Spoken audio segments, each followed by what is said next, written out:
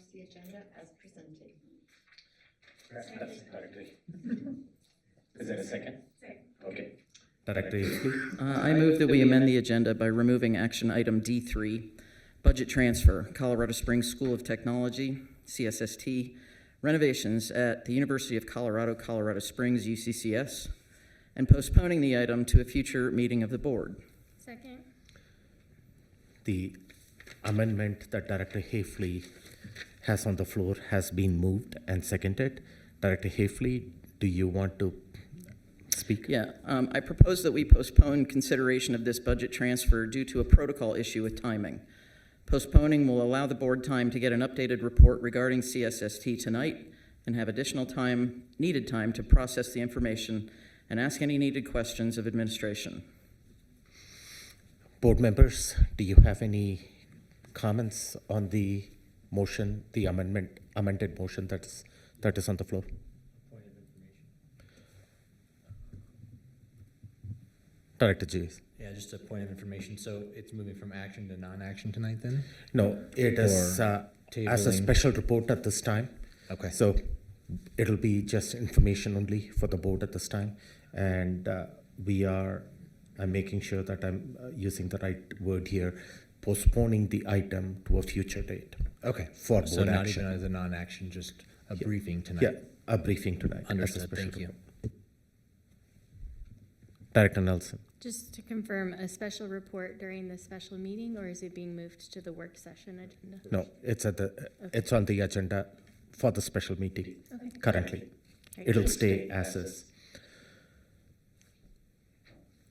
Seeing none, so the motion on the floor is to amend the agenda by removing action item D3 budget transfer, CSST renovations, and postponing the item to a future meeting of the board. That motion has been moved and seconded. Roll call, please.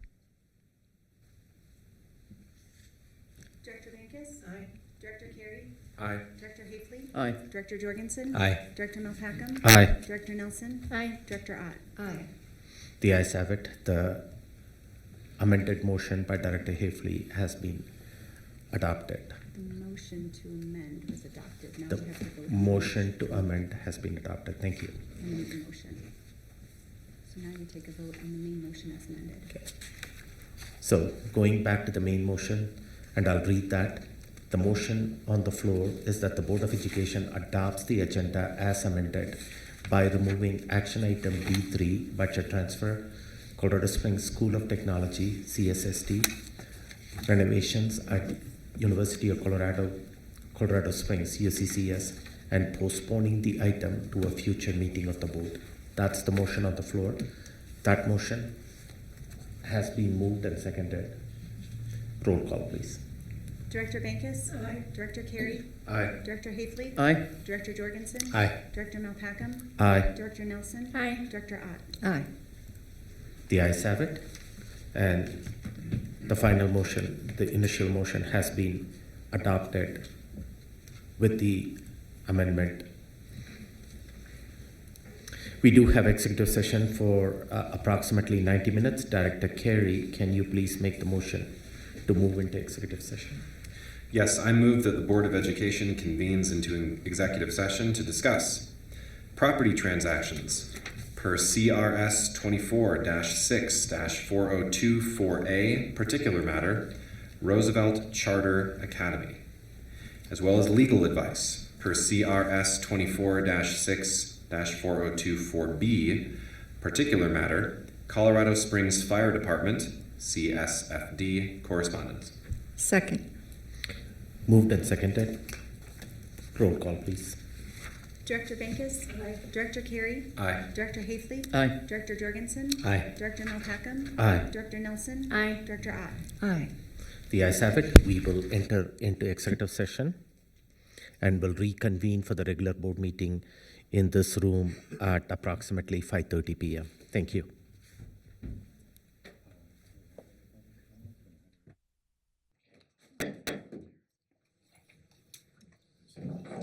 Good evening. So we are reconvening back in public session.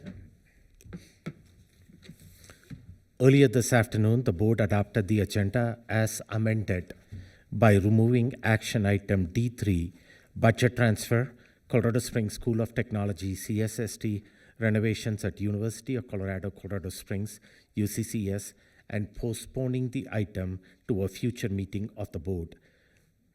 We have returned from executive session, and there is no additional need to modify the agenda.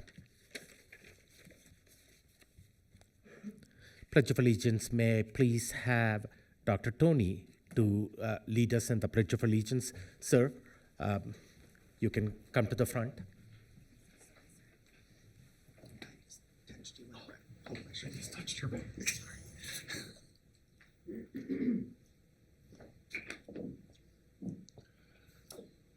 Everyone place their right hand over their heart.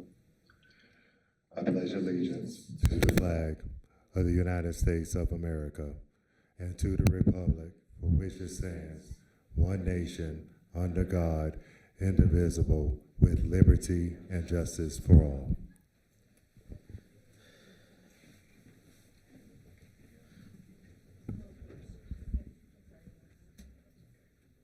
Thank you, sir. Thank you for leading us in the Pledge of Allegiance, and thank you for your service as a veteran. The next item on the agenda, Superintendent Gall is going to give us a report and the latest update on the Jankins Middle School.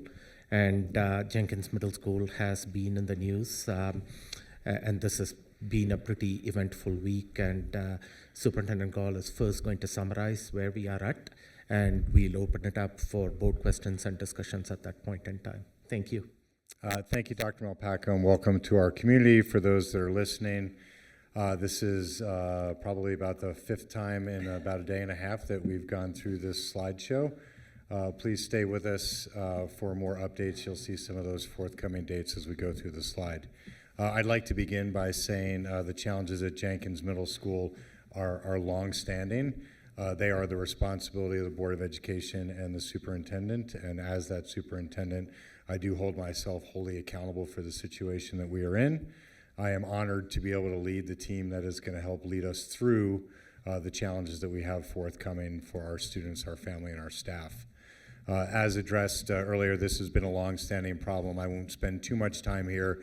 Many of you are already aware, particularly if you have been a part of our community. It's been about 25 years since Jankins Middle School opened. Really, within that first decade, soil studies began due to some settling happening in the 7th and 8th grade wing, where cracks started to become visible in the cinder block walls. Over you can see the bottom bullet there. Several different structural analysis has been done over really now the last 15 to almost 20 years. The most recent of those was completed in 2022. Those results of those analysis by professional engineers were that there were no safety concerns from a structural perspective, but there were certainly cosmetic concerns and challenges to be addressed in the long term by the school district due to the settling of that building. Over the last year, we had actually 2 years, we re-recorded our capital budget to plan to repair Jankins Middle School in the summer of 2027. And this year in December, we had our annual fire inspection, and the settling has started to affect the fire mitigation inside the building. I am not a structural engineer, nor am I a fire prevention specialist, but to summarize that for our community, there is no active fire suppression inside of Jankins Middle School. That's per code when it was built in 1999, which means there's no sprinkler system. The building relies upon what's called passive fire protection, which is that a series of fire doors. Those of you walking through hallways always wonder, why is there a big heavy metal door there? That heavy metal door is there to be able to close and secure sections of the building, not to prevent fire, but to allow for people to be able to evacuate in a timely manner. The fire department's inspection this year revealed that they had long-term concerns with the ways that the building has mitigated that risk. Again, without being a structural engineer, simplest explanation is a door is a rectangle, but as that frame has started to settle, those doors have started to look slightly more like parallelograms. Now, they're not really visual, I think, to the casual eye, but the cracks in the walls are easy to see. And now, in partnership with the Colorado Springs Fire Department and the state of Colorado, we are committed to actually rectifying the fundamental issue with that building, which is the settling of the 7th and 8th grade wing, to ensure not only that our building passes fire code, but that it's safe for more than the next 25 to 50 years and going on. Those dollars had already been budgeted for 2027 in our capital budget. We will be moving them forward as we await the assessment that is coming from a professional company hired in partnership with the Colorado Springs Fire Department's recommendation and on behalf of the school board. That company has been actively crawling through Jankins Middle Schools since our questionable fire inspection in December, which leads us to where we are today. It is unfortunate for our families that it has taken us, our staff and our students, that it has taken us this long to get to the place where we are actually committing to solving the long-term problems that have been presented at Jankins. But you have the promise of this superintendent, and I'll let board members address themselves, I think, unanimously to the board as well, to make sure that we provide that safe instructional space for our families.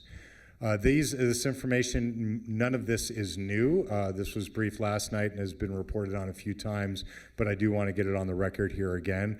Our tentative plan right now is beginning Thursday of January 23rd, that we will continue to have Jankins Middle School, but it'll be at 2 different locations.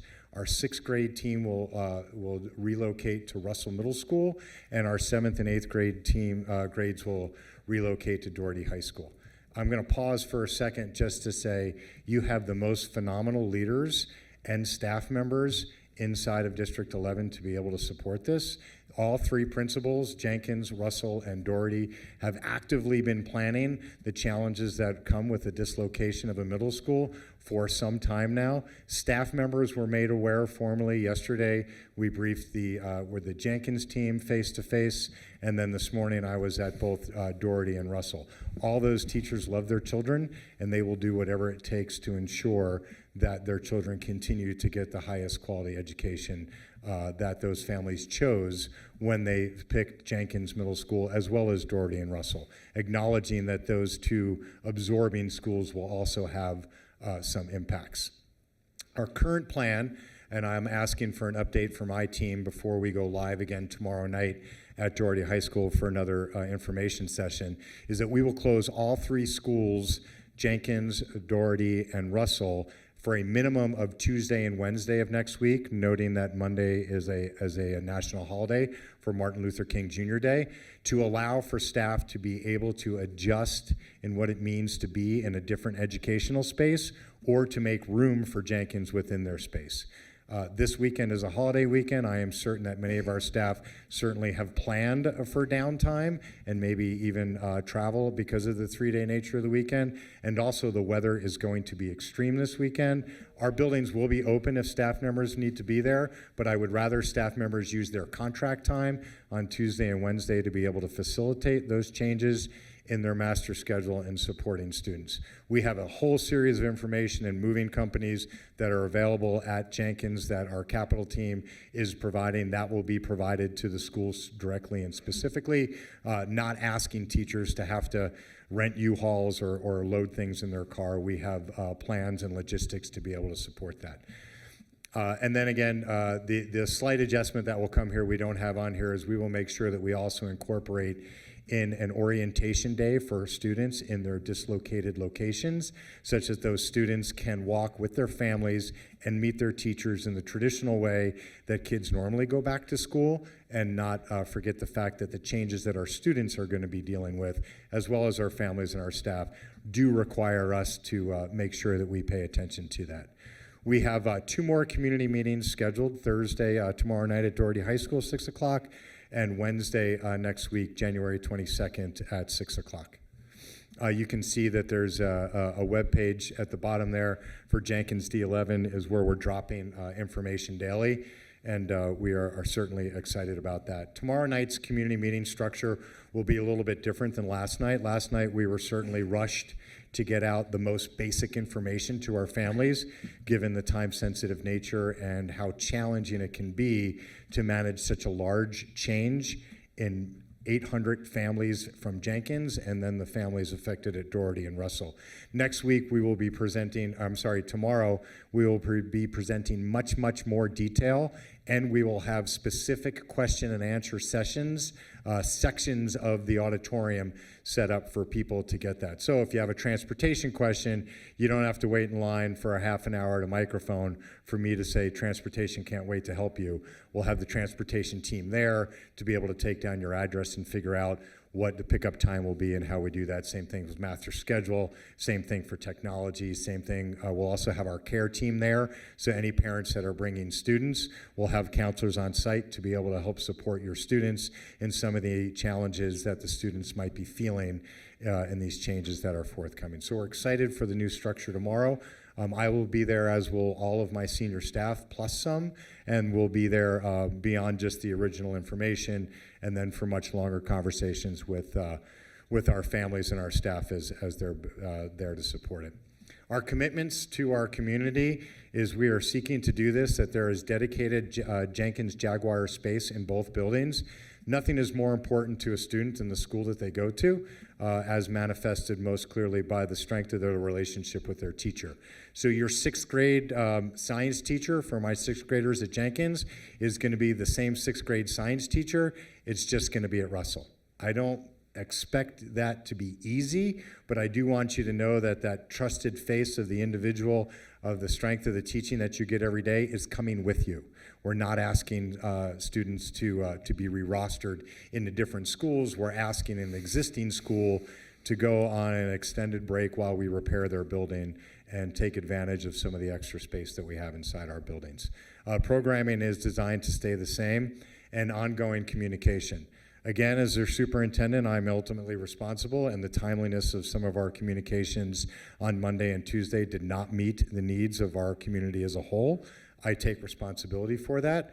News breaks sometimes faster than we send things out, and sometimes we send things out in the wrong order. We sent a message to our families before we completely alerted our staff. That's my responsibility. I acknowledge that, and we will continue to strive to improve. To continue on the communications, to let people know, the staff meetings have been conducted with Jenkins, Doherty, and Russell. I personally sent a note to the Jenkins staff today thanking them for their time yesterday. I will do the same tomorrow for Doherty and for Russell. Principals are communicating daily with their staff and with their family members directly, and the information sessions that we shared that we'll host at Doherty. I also do want to please direct people back to that D11 website, jenkins/d11.org, for the most accurate information on what's going to be happening at Jenkins. School-wide information, these are not finalized yet, but we're still seeking to keep ourselves in what we're calling a 9-ish a.m. start. Our families are used to dropping off in the Jenkins, their kids to go to Jenkins 8:35-ish.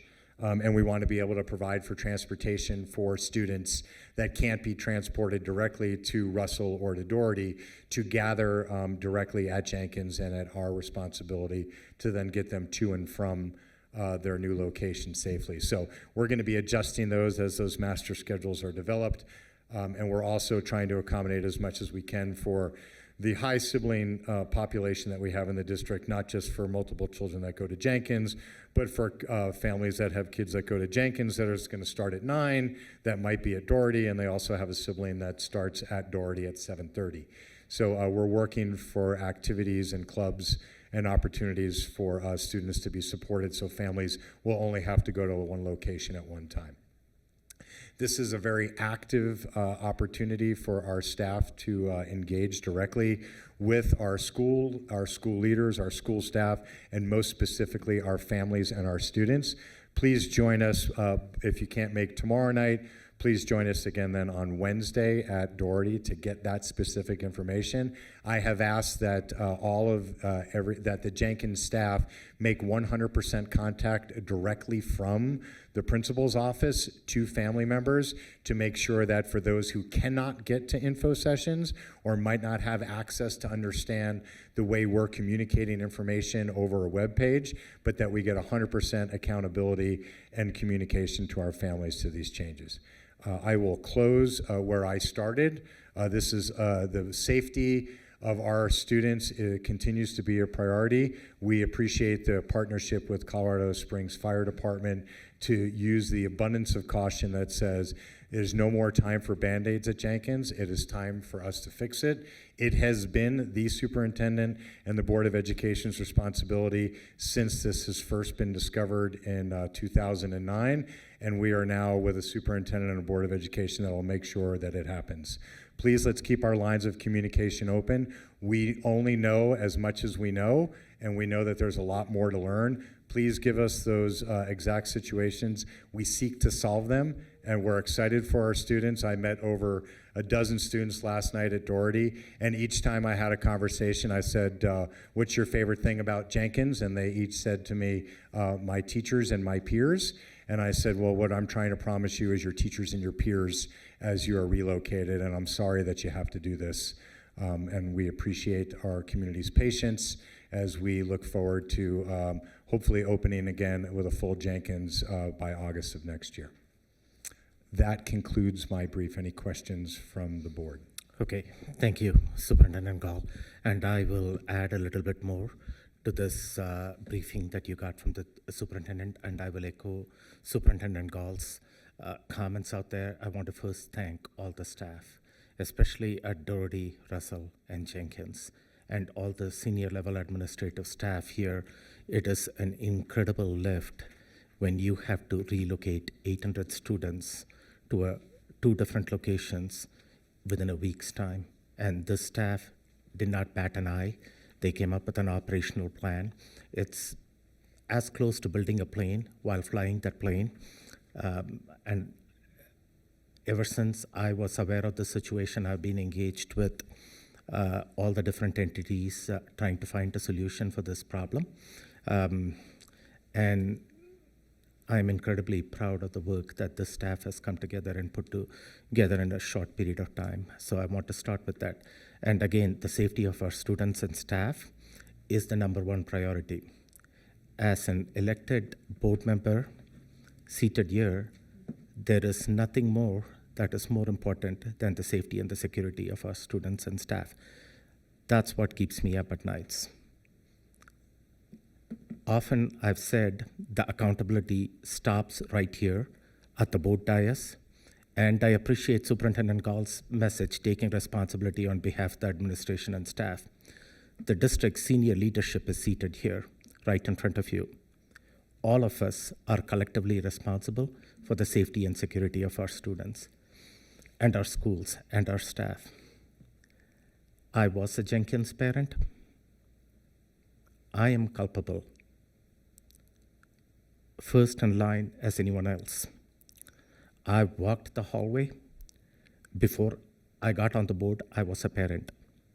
I talked to Principal Joyner at that time about the situation there. Assurances were provided, structural analysis reports, fire inspections, and you take that as the gospel at the time that the assurances are out there.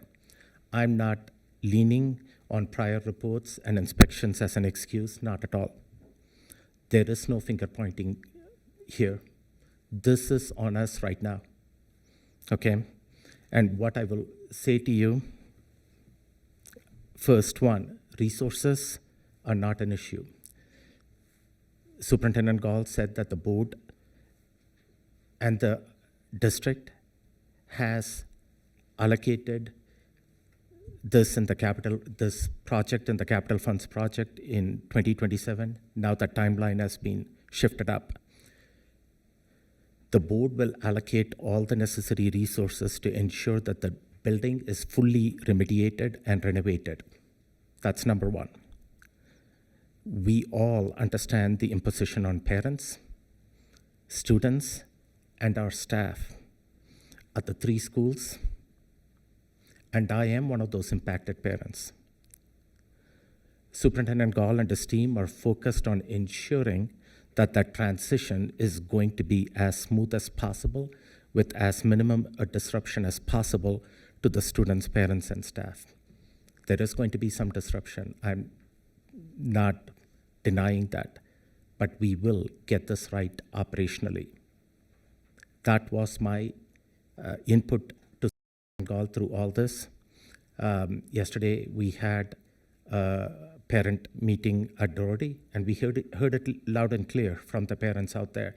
They want to ensure that their middle school students are going to be safe in the high school environments. So we are going to make sure that this is operationally correct from day one. We will learn as we go on and make sure that we refine and adapt, and our students are going to have the learning environment that they deserve. Third, in the long run with Jenkins, our promise here from the board, we will get this right for that building. This problem may be 25 years old. From what I understand, the building is 25 years old. And some of these problems were observed when the building was originally opened, and so on and so forth through the years. But the responsibility for what has transpired falls squarely on us now. Nobody else, us. And this is also the board and the administration that is going to take responsibility for fixing that building.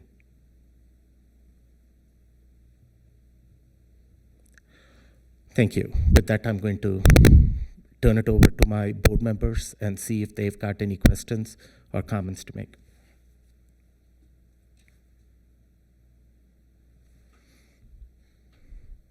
Director Ott. Thank you. Superintendent Gall, I appreciate that your staff have jumped in on this, and I appreciate your words tonight. And I know that there is a lot of upset going on in the community, but I hope that some will also see it as an opportunity for, I don't know, the lemonade, lemons lemonade, and make new friendships even as things are jostled a bit. And there's one more thing I was going to mention. No, it just disappeared. I'll put my microphone back on if I think of it. Thanks. Director Bankers. In our efforts to address what's come to our attention, the staff that Mr. Gall directs has been up to the challenge, and I would like to add my apology as well. Not only did my granddaughter go to Jankins, but I also was an interventionist there at Jankins for 5 years. And so when the district being aware of that and not being attended to until it came to the inspections that were recently done, I would ask for your forbearance in the sense that the doors don't close, I guess, as they should, but the building is not going to fall down.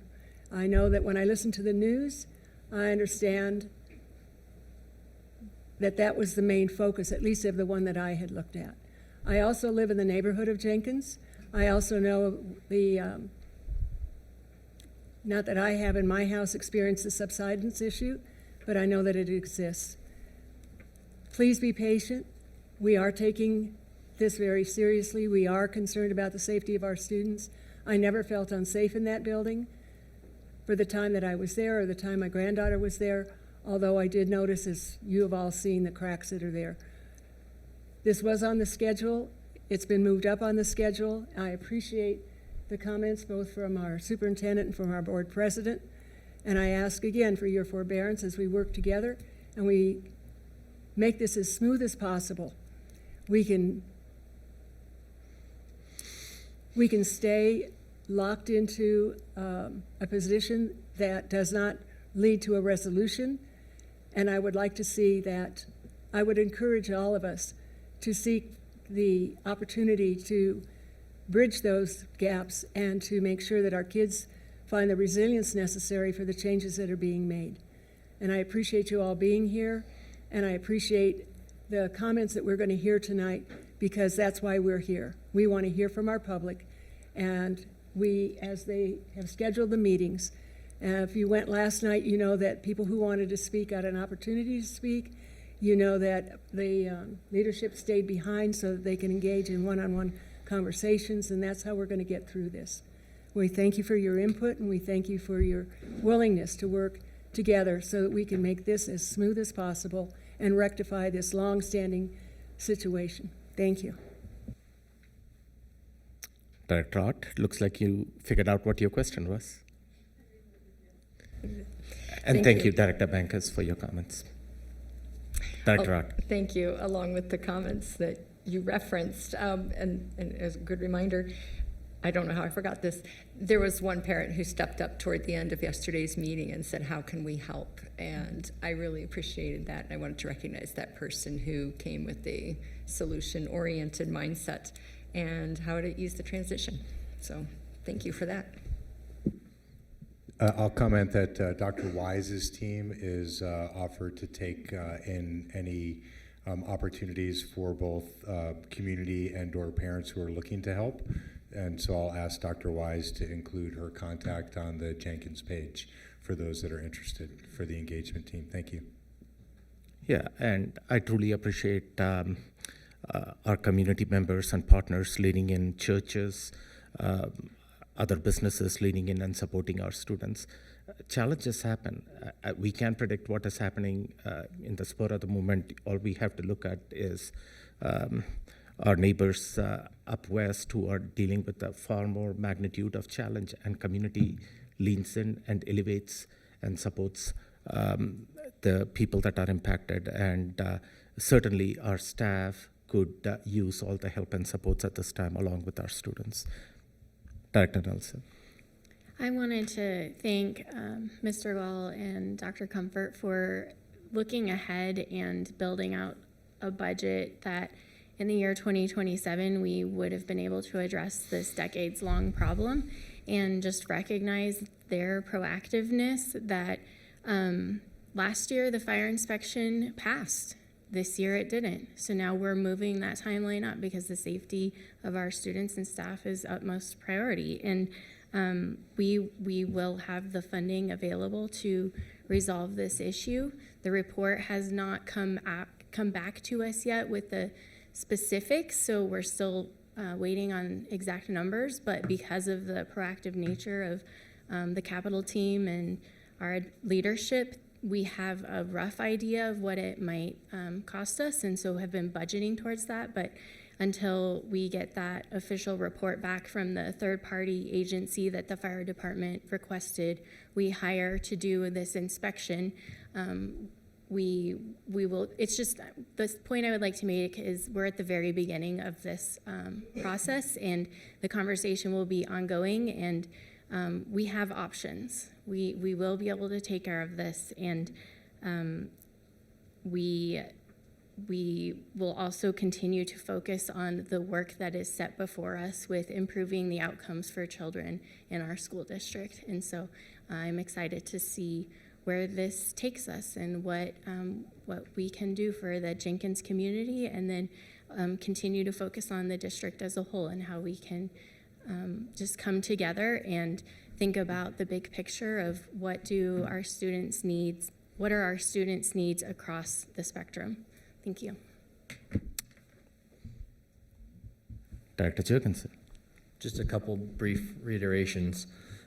I had asked earlier if we have a place or a website where there's up-to-date information on things as they change, and you can already go to Jenkins school page and see updates, calendar updated. Every day that we have a chance to collaborate and work among our admin team, we have the ability to, like we just figured out game schedule, right, for the remaining next seasons. We just figured out another thing today that we'll brief on, and every community session we'll have will be better. And so if you have questions on, what's happening or what's the newest update, the Jenkins website has that. And then just to reiterate, the goal here and the end game is a permanent fix. So seeing different news stories from KKTV and KRDO and KOAA, they're closing their doors. Well, that seems permanent. Or the unforeseeable future. No, it's not unforeseeable. It's just we have to address it now. So it will be fixed. It'll be fixed permanently. And the goal is by August, and that's what we have. And as information is updated, it'll be briefed on Jenkins' website, on the D11 website, and we'll have that available and transparent for everybody to see. Thank you. Any other comments? A couple of directors referenced the report that we are waiting from the third-party engineering firm, Jensen Hughes. We will have that report, it is my understanding, as early as the end of next week. And when those reports became available, we will share the information with public. I see some of the Jenkins staff in the audience out there, so I want to give a shout out to them. So thank you for being here, and thank you for, I had an opportunity to talk with you yesterday, so thank you for, I know that this is a challenge, but you guys are, the way you've stepped into this with positive attitude, we surely appreciate what you guys are doing.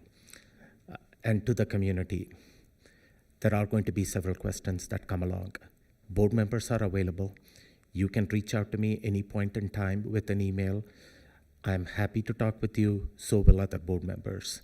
So there could be misinformation out there, but we are available to talk, answer your concerns, and also listen to feedback from you as we go along. This is a journey that we are going to be successful getting there. This is not a time for questions, sir. Okay, thank you. You can talk to us at a later point in time, and you can also sign up for public comments to make public comments if so desired, but during a special meeting, we don't engage directly with the community. You have an opportunity to attend the 6 o'clock the town hall meeting that Superintendent Gall is going to have tomorrow at Doherty, and you can certainly ask questions at that time. Thank you. Okay, with that, moving on to the next item on the agenda, which is Colorado Springs School of Technology update. Superintendent Gall. Okay, please, that is not security. Thank you. Appreciate your professionalism, sir. I want to make sure people understand the change in the agenda. I appreciate the board changing the agenda. The way we operate with our board, our protocol is we update our board on relevant information, and then we give our board a chance to digest that information before we ask the board to vote on it. Several weeks ago, the board had asked for an update on last year's approval for the Colorado Springs School of Technology. That had butted itself up against what we were thinking for as a budget action. But tonight we are going to present to you as a special report both Dr. Comfort and Mr. Nathan Gorsh to give you the board this update on Colorado Springs School of Technology, absent any ask for a vote on it. And so, although a special report, let's please have robust conversation from the board in kind of a traditional work session way as both Dr. Comfort and Mr. Gorsh go through their presentation. Thank you.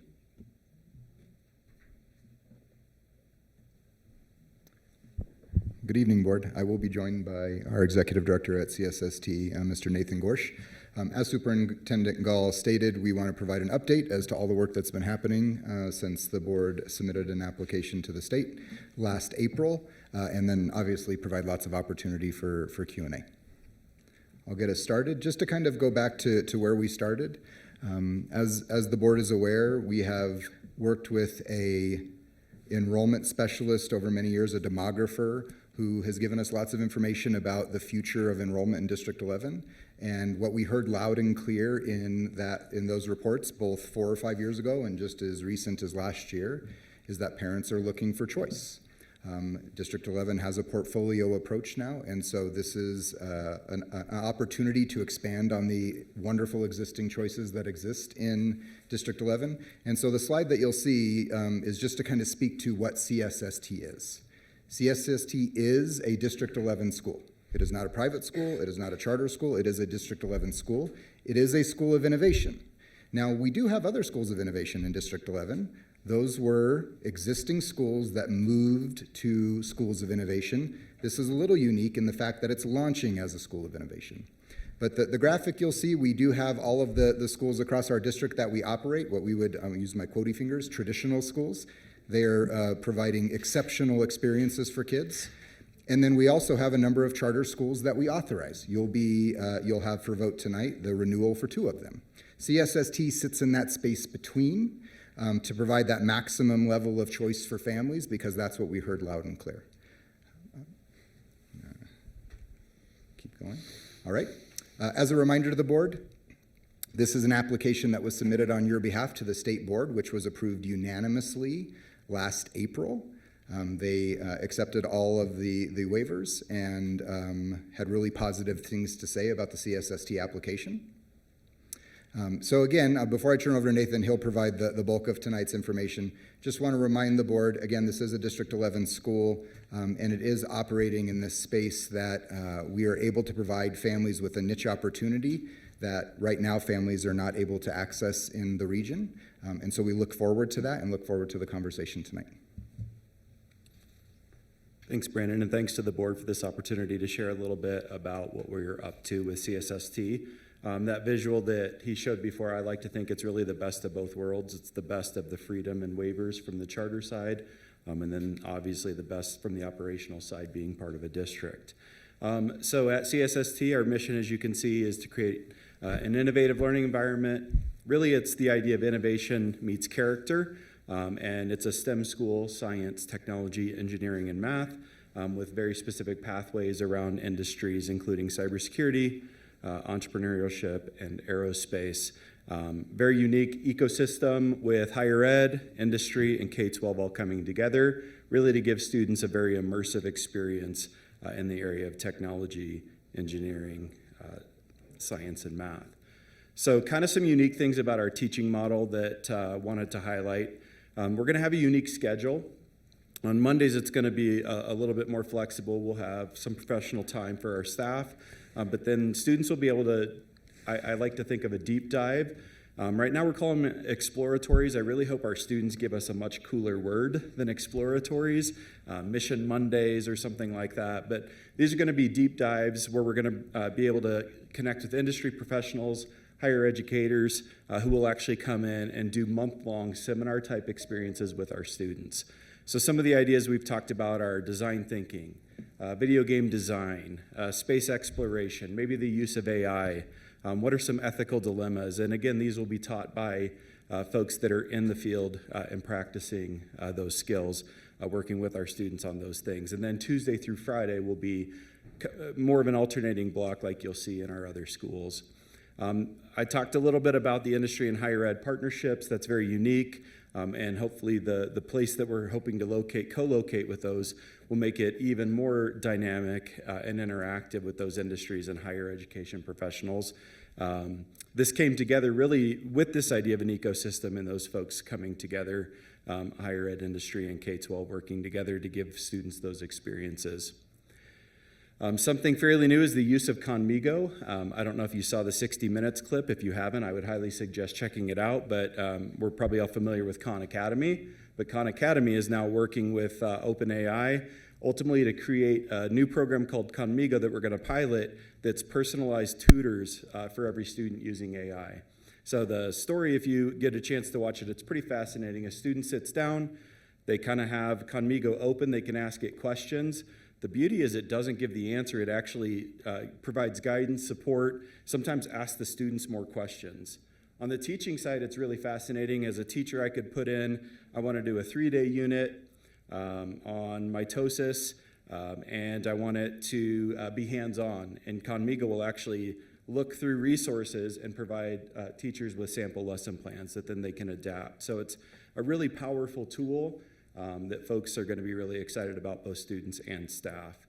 And I know at the board meeting last week, I kind of pitched this idea, but really kind of framing it as a School of Minds type environment for high school students. If you've been on Minds campus, you have kind of a cohort of students there together that are very excited about these content areas. And so we see a similar type environment with high school students at CSST. Hiring, we do have some positions posted. You can see math, science, English, social studies, computer science, counselor, dean of students, and admin assistant. And we're very excited to start to put together our team.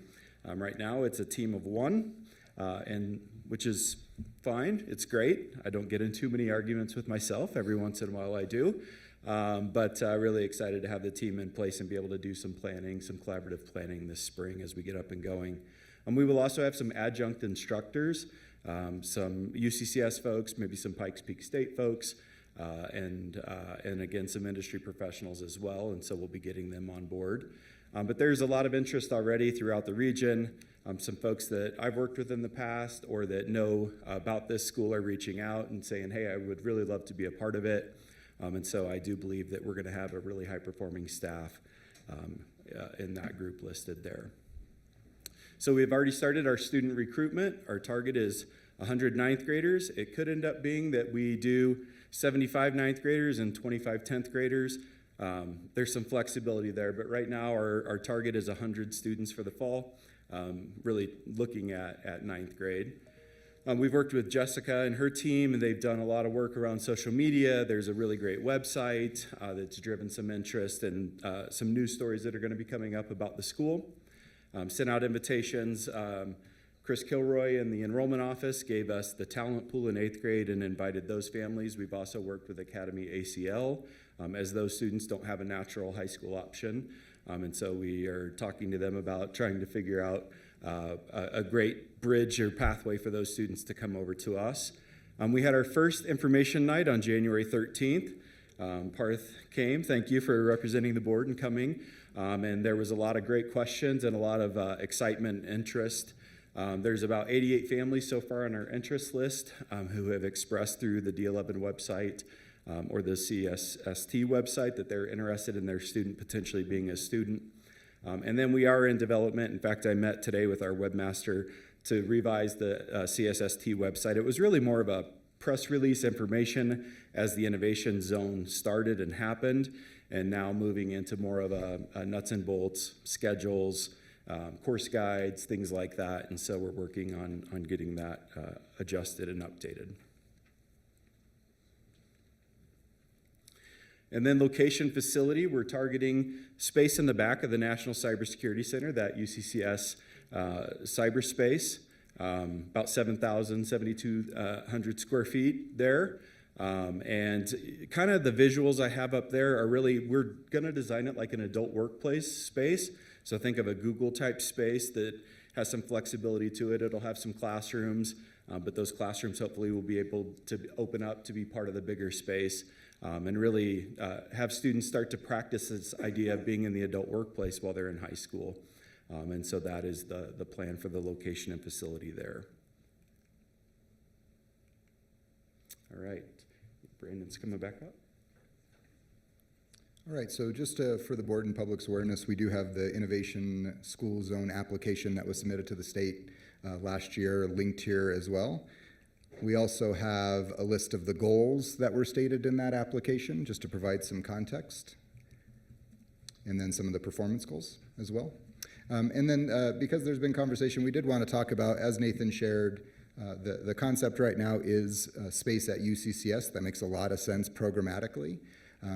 The district did consider a variety of options when we thought about where to house this, and so you'll see that kind of on the right. You'll see UCCS as a column there, thinking about the size and space. We also had conversations about co-locating this in an existing District 11 high school. I remember, if you remember, I believe the board heard some concerns about that. And so that was an option that we looked at. We looked at about $750,000 in renovation to kind of make that work. Also, clearly, there would be some displacement of teachers and things like that, but that was an option. We also looked at leasing some commercial space. Nathan has done this before. I do want to say Nathan has launched a school from basically nothing in our region to being an incredibly successful school that is really popular with parents, and so he's actually done the lease space thing before. And what you'll see is it was going to be about $260,000 a year to rent. For about 7,000 square feet. That doesn't include the upgrades to the facilities. So that FFE is furniture, fixtures, and equipment. And so we looked at all of those options. What you'll see is the built-out option on the left, which is doing some construction at the UCCS cybersecurity space for housing of CSST. And you'll kind of see that breakdown, which equates to that $2.5 million. Okay, so those are, I just wanted to be clear with the board, we did consider a variety of options. I think a really positive benefit is we are in conversations right now with UCCS about having a very long-term rent-free lease with them, to where that $260,000 that we would be spending in a leased commercial building, really we wouldn't see any value in that. UCCS is very interested in a long-term partnership with us. They're not looking to try to make money. They want there to be a long existing relationship. And so the ROI on that eventually is we would significantly see benefit as we invest in that space.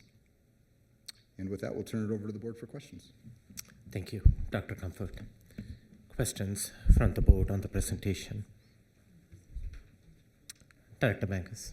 So we are leasing this space, is that it, for rent-free? Is that what I heard? The space at UCCS, yes. So basically what we would do is we would pay to renovate the space, right? Because it's just kind of a shell right now. So you saw that on the left. We would have to do some upgrades to the building, including building classrooms and things like that. And then UCCS would allow us to stay there for an extended period of time rent-free, so that we realize the investment that we would put in the building. And then the schedule for a student going there, what would that look like on a daily basis? Yeah, so students would come Monday through Friday, like any other school. Tuesday through Thursday, they would go to their core classes and electives, and then on Mondays would be those explorations, Mission Monday ideas. So how does that play into other things that comprehensive high schools offer? After-school clubs, athletics, theater? Yeah, so they would still have access. State law says if the school you attend doesn't have programs, you still have access to those programs, and so we would work to be able to do that. Brandon mentioned I worked in the school I was working in before. We actually had kids participate in activities in 17 different schools across the region. So we'll work with those families to make sure that they have that information. Long term, would love to have some programs within CSST, whether that be athletics, clubs, activities, and really that's going to be student generated as their ideas come up. What are some great clubs that they would want to have, and we'll make those happen. And so for those who are going to participate in on other campuses, how are they going to get back and forth? Are we providing the transportation, or they have to provide their own, or? Yeah, it's probably a combination of both. Ultimately, we would love to provide transportation options for them. It probably depends on economies of scale and how many kids are going back and forth, and if parents can transport or if we need to do busing. Thank you. Thank you. Director Haefele. One question, actually two. What about kids that want to play football, want to play basketball, baseball, run track, swim? Yeah, that's where those students would still have access to those programs in those schools. And state law actually says if your school doesn't have it, you can play for your district of residence or district of attendance. And so those students would still be able to participate in those activities at those schools. Okay, and then can you clear me up on why UCCS as opposed to renovating an existing school in District 11? Yeah. Do you want to talk about that? Maybe you can pull up that last slide. As you're getting to the slide, Director Haefele, I don't know if you remember 2 years ago we had a state wrestler at Doherty, a female won the state wrestling competition. She wrestles for Doherty. She graduated from a D49 charter school. Okay. But so many of the smaller schools provide educational experiences for kids, and they home their athletics normally either where they live close to or sometimes where the best coaching happens. But the state legislation, state statute's very clear to make sure that kids have equal and equitable access to after-school activities, including sports and other activities in spaces where they exist, where they live. What I would also say, Director Haefele, is we did consider and walked some existing high schools. I think we felt that the disruption would be great, as well as when we came to understand the relationship, the long-term relationship with UCCS that we would have, we knew that the investment would make sense in that building. So instead of disrupting an existing high school, even though we promised to make some positive renovations in that school, that was going to be really hard and unnecessary. And so we found a space, again, programmatically, you can't make something make more sense than it's next to the building of what they're studying. And so again, when we realized that the relationship with UCCS was going to be so long-term, we just feel that though that is the best option. Okay, I wanted to make that clear for the public. We've been getting some emails questioning that. And so I just wanted to make sure that people had an opportunity to hear that explanation. Thank you. Director Jankins. Yeah, just a few questions. So, being a innovation school, it's not a private school. It's not even a charter school. It's an innovation public school of D11s. That is correct. Should I ask it again? It's not a private charter school. It's an innovation school that D11 has. That's correct. Okay. As I stated, Director Jorgensen, we do have existing innovation schools as well. I'm aware. Just the flow of this was a little different. We're starting at that instead of starting as a traditional school and going to innovation, but it is a District 11 school. Thank you. A couple other questions. What do you mean by the talent pool? What is that? Is that a certain level of folks who have interest in STEM? Is it the pathway schools we already have that are STEM pathways? What does that talent pool mean? Yeah, so that's a list that came from the enrollment office with Chris Kilroy, and I think it was based on students that have shown aptitude, whether it be tests, projects, things like that. They've got that list that they've collected. And really, we're not necessarily targeting that group, but we think that group might be interested and wanted to make sure that they were aware. Okay. Good piece there. Nathan, can you talk about, I think you held an info night recently, and what the collective of the audience was and the makeup, to expand on the talent question? Yeah, I think that there is demand, right? And that, I know Brandon alluded to that. Yeah, there was a lot of excitement, and the families that came asked really hard questions of all of us, which was great, and we were able to provide that. But there's a lot of excitement around these students being able to work with other students that also have these similar interests and these industry professionals together. And so that's a really unique thing that I think I'm very confident that we'll be able to capitalize on that demand. Okay.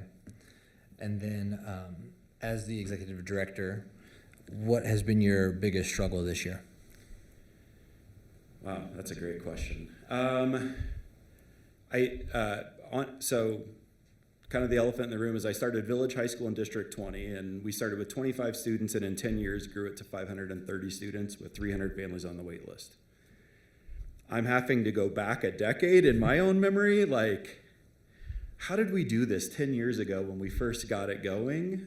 And so that's probably been my biggest challenge, is like, over 10 years, a lot of great things happened, and was very proud of the work we did. But really, for me personally, it was, what was I thinking 10 years ago? What were the decisions we made? Why did we make it? How is this similar and how is this different?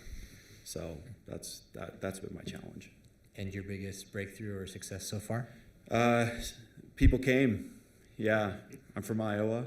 Anybody from Iowa? If you build it, they will come, right? So, yeah, so you put the information out about the first information night, and then you kind of hold your breath. And I stand by the door because I want to greet families as they come in and make sure that they know where they're going. And each family that comes in makes you feel a little bit better. Like, okay, all right. People are interested. We are going to get some interest. So that was the breakthrough. And then some of the folks that are interested in being on staff here, it's going to be a really dynamic team. And so a school is only as great as its staff. And so if the folks that are interested end up being a part of it, I think it'll be amazing. Okay, and thank you. Can you explain the enrollment goal? I know we have the 100 kids for 9th grade. Are we hoping to then, like a lot of schools do, kind of build out then 100 for 10th grade as those students matriculated? Is the goal to have like a 400 student count? 400 to 500 kid high school, I think, would be about the perfect size eventually as we build it out. And yeah, so that group will always be the oldest, and then we'll cohort behind them until we're a full 9-12 build out. So if we're only right now doing 10 improvements of 8 classrooms, will there have to be future asks of the board to invest in more tenant improvements to scale that out? Yeah, potentially, although I don't know if long-term if that will be where it stays or not, or if we're going to talk about other options, other facilities, building, taking over existing space. I think that would be a really great conversation to have because we have such demand in the program. Okay, that would be something that I would want more information on. The tenant improvements are nothing new. I mean, a lot of charter schools will get a space and go, okay, we've got to put some money into making this our school space. So I'm not concerned so much as having to improve a space to make it usable for what you need. I appreciate the breakdown tonight that you presented of what those costs look like, because it was just, all right, this money is being spent, but how? So I do appreciate that in the comparison. Where are we at with those relationships with UCCS? If it's, this close to opening August, do we already have some, co-teaching classes that we're coordinating with industry experts or UCCS adjunct professors? Or is that just like, oh, well, once we get 100 kids, then we'll figure that out? Is that something you're working on now as the executive director? Yes. Yes. So I've spent a lot of time with. I'm working my way through UCCS. I have their org chart, and I'm Okay. I probably have had 25 or 30 coffee or meetings with different folks at UCCS. Met with the engineering department, met with the cybersecurity folks, met with the Bachelor of Innovation folks. Chancellor Sabane is one of our board members and highly committed to this. So yeah, I think there are nothing is set in stone, but we've had some preliminary conversations about some folks that might be interested in teaching some of those classes. Can you expand on the dual concurrent enrollment and reemphasize again Chancellor Sobane's position on the board?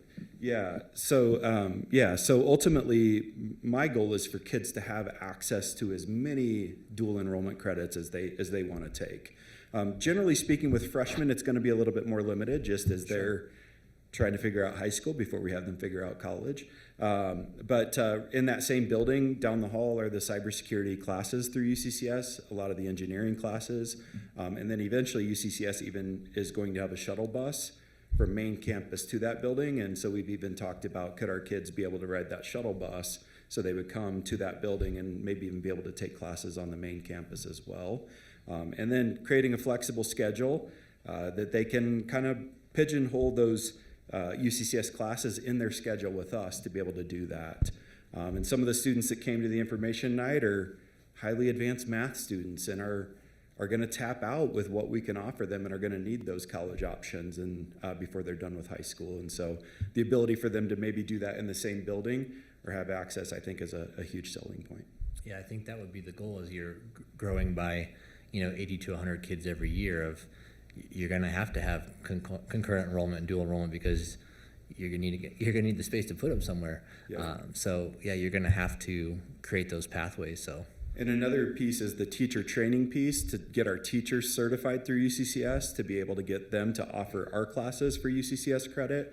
And so we've had some conversations about that as well. Okay, I would be interested in more of those plans as they come through this spring. And it really depends on the staff that we hire and their background. Sure. Yeah. Thank you. Thank you, Director Jankins. And to add to what Mr. Ghosh said about that orientation, did we call it orientation meeting with the open house? Yeah, the open house information thing. night, yeah. So I was there. There were 40, 50 people in attendance. A lot of kids out there, like what Mr. Ghosh said. Great questions from the crowd, but a couple of parents that I interacted with, they were from other schools from D20, and they said now they are going to go and talk to the rest of the kids in their cohort out there and convince them to come with their child to the school. So this is the first meeting that they had. There is an opportunity that through word of mouth, this is going to spread to other kids in the community, other families in the community, and we can see more families attend in future meetings. Director Bankus. Can you explain your organizational chart and the accountability from your school in relation to the district itself? And how does this board interact or oversee what happens at the CSST? Yeah, so ultimately there's an ESA or an educational service agreement that is signed by the district. I'm sorry, what? An ESA, an educational service agreement, a contract. And so there's a contract that is signed between the CSST board and the District 11, in School District 11. And ultimately, we've been kind of working together on what that would look like and the measures. And there's academic performance measures, there's enrollment measures, staff retention measures, all of those things are in there. And that was actually one of the slides were those goals. But that doesn't explain how your school is governed by your own board of directors. Well, we're a board of directors for 54 schools. I don't understand the bridge between your entity. So I'll jump in a little bit. So if you go back to the slide in between operate and authorize, I think it's the second slide there. Your governance model, Director Bankis, is very similar to the two contract extensions tonight that are for action item at Eastlake and Community Prep. But those are charter schools. So this is you can see that's a Venn diagram for a purpose. There is alternative governance in the innovation statute to allow for some freedoms for those boards to be able to be accountable for those innovations. So it sits in between that world of operate and authorize. And what I would say is the operate side is the way we're going to run the school is very traditional. You heard a modified block. You heard a exploration that's very similar to the peak experiences. So you get that bigger benefit of a lot of the things that D11's pushing, and yet you get this alternative governance where you have the chancellor of your UC satellite campus at UCCS on your school board. You have your Pikes Peak State College executive director and Lance Bolton, or president, I'm sorry if I have his title wrong, on that school board. You have the Economic Chamber executive director and Jana on that alternative governance board. So it is an alternate governance board. We're rehashing a lot of things that we had support from the board for to make this application to last year, of which we went to the State Board of Education, who gave us approval to then get a school ID and then open the school. Many of these questions, the accountability will be exactly like you have as an authorizer now of D11 charter schools. They are accountable to the SBF and to the enrollment numbers for their self to keep themselves open. So the same questions and comments that we hear when we do renewals for charter applications, here you would have to do a renewal of the innovation plan and the accreditation of that school. That will ultimately come to this board. How But often? It's once every 3 years. Is it 3 years? Thanks, Brandon. It's once every 3 years, which is actually a tighter time period than the 5-year renewal that you have with charter applications. So that accountability comes through the renewal of the innovation. And to be clear, the board currently renews those innovation plans for our existing innovation schools as well. So that practice already exists. It just doesn't really come to the board that they understand that, and I'm speaking off the cuff, Mitchell and Galileo are our two, Mitchell and North, thank you, are our two innovation schools. Thank you, because I remember the Stephanie bringing the innovation for renewal last year. That is ultimately where the accountability sits for this board. But those day-to-day operations are run by the CSST board, in the same way that day-to-day operations for charters are run by their boards. So if they don't meet their projections on enrollment, does that come back to the board on whether we're going to sustain it, or does that fall That's right. within- They've got to be able to balance their books, and if they can't balance their books, then they ultimately, as we saw last year with Globe Charter, had to close its doors. And I think that's the confusing part, is that there's so many similarities with charter on your Venn diagram with the overlay that it's difficult to, and I'll just use here, clearly delineate the areas of responsibility. So I think this is a complex conversation that's going to have to continue, and we may have to repeat, so that we get clear in our minds that this is not a charter school, this is a school of innovation, which means that it's part of District 11, and yet it has its own governing board. That's totally new, and I think it's confusing to a lot of folks. So thank you for the explanation. Director Art. Thank you. I have a lot of questions because we haven't heard from you or about the school in so long. And I appreciate that several of my colleagues have the same or similar questions even on what you've shared today. I'll start with the charter definition, and I'm curious about the specifics of how the IRS defines charters versus innovations, because the IRS documentation says charter that was shared with me today. So is that just because the IRS doesn't have a definition? Are you talking about CRS? CSST? No. What's IRS? IRS, Internal Revenue Service. Okay. Yep, sorry. Okay. And so the document for the nonprofit was If shared I- with me today. Director Art, one What? minute. If I may ask the audience, this is the board conducting its business. To conduct its business, we expect professional decorum in the boardroom.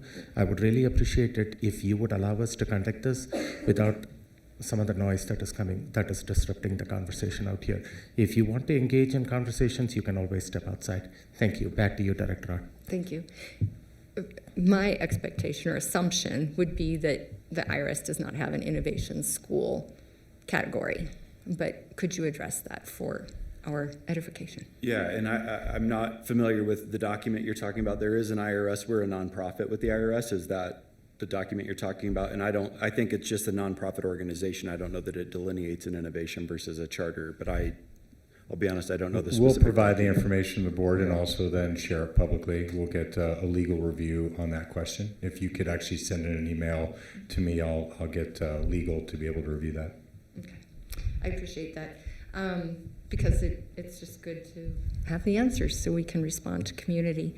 To Director Jorgensen's question about the facility at UCCS, and when I see the emails coming in from the community and to your point, Director Jorgensen, people say, it's for 100 students. It's like, it's for 100 freshmen this year.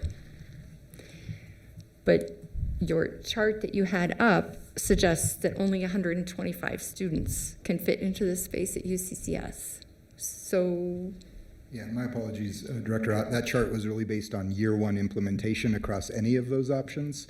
So similarly, we could have leased a space where we could have built it out for 100 kids and then continued to build it out for more kids. The space that we're building out will hold more than 100 kids. It's just we were trying to time the year of implementation for the first year.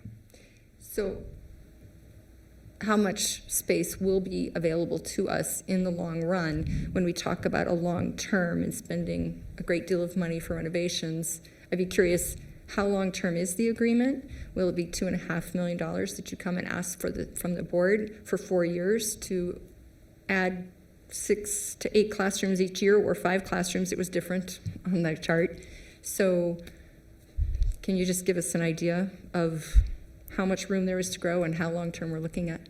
Yeah, well, the discussion we're having with UCCS is a 30-year term. Okay. And so, as I said, our original conversation was much shorter than that, and we did talk about the investment, and UCCS was very clear they're not trying to make money. They want a long-term partnership, and so they're willing to sign a no-rent increase or a no-rent agreement with us for 30 years. And I appreciate that there wouldn't be any rent if we're spending that much money on the school. So will the 2.5 carry us for the next 4 years?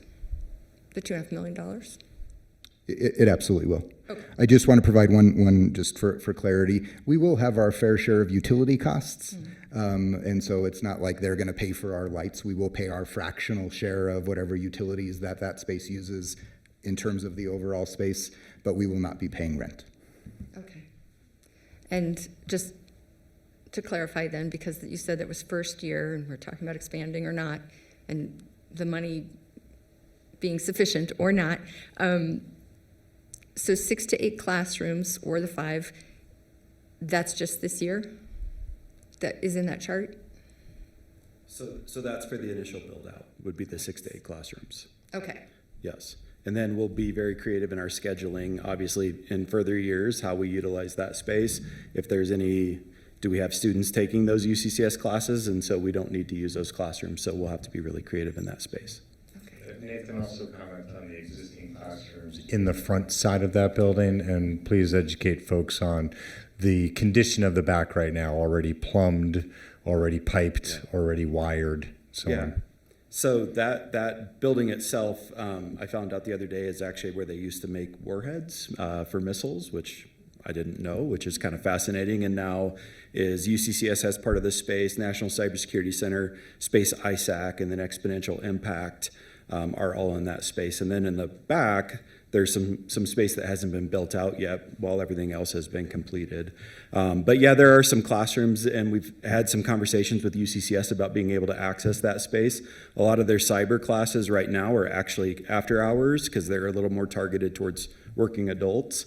that want to go back and get some industry certification around cyber. So there might be the possibility to be able to use some of those classrooms during the day as well.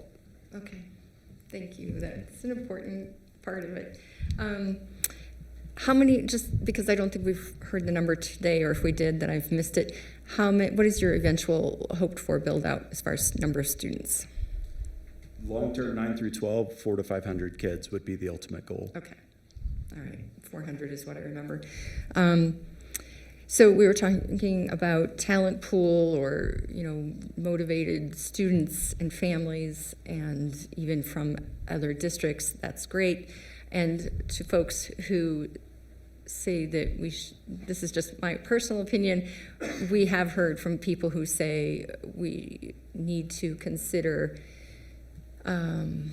how we are supporting our current students versus these students. And I want to note that many of these students would be our students already, and with declining enrollment, there is that appeal to bring in additional students. That said, charters or innovation schools perhaps can have a reputation for who they bring in, a selectivity, if you will. And when we're talking about the talent pool, gifted kids, how will students be selected for enrollment? My impression was it was first come, first serve.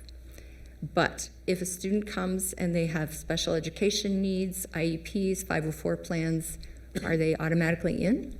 So it will be first come, first serve, but we will need to make sure that we can meet the needs of that student.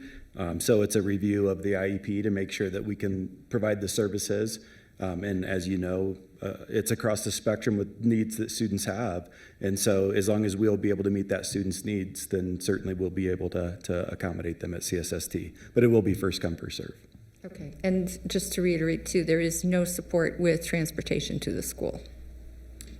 Director Ott, if I can speak to your first question first. District 11 Special Ed will be providing support at CSST because it is a District 11 school. Okay. And so it won't be, they're solving that problem on their own. We will be providing a lot of the same, almost all the same services we provide any school.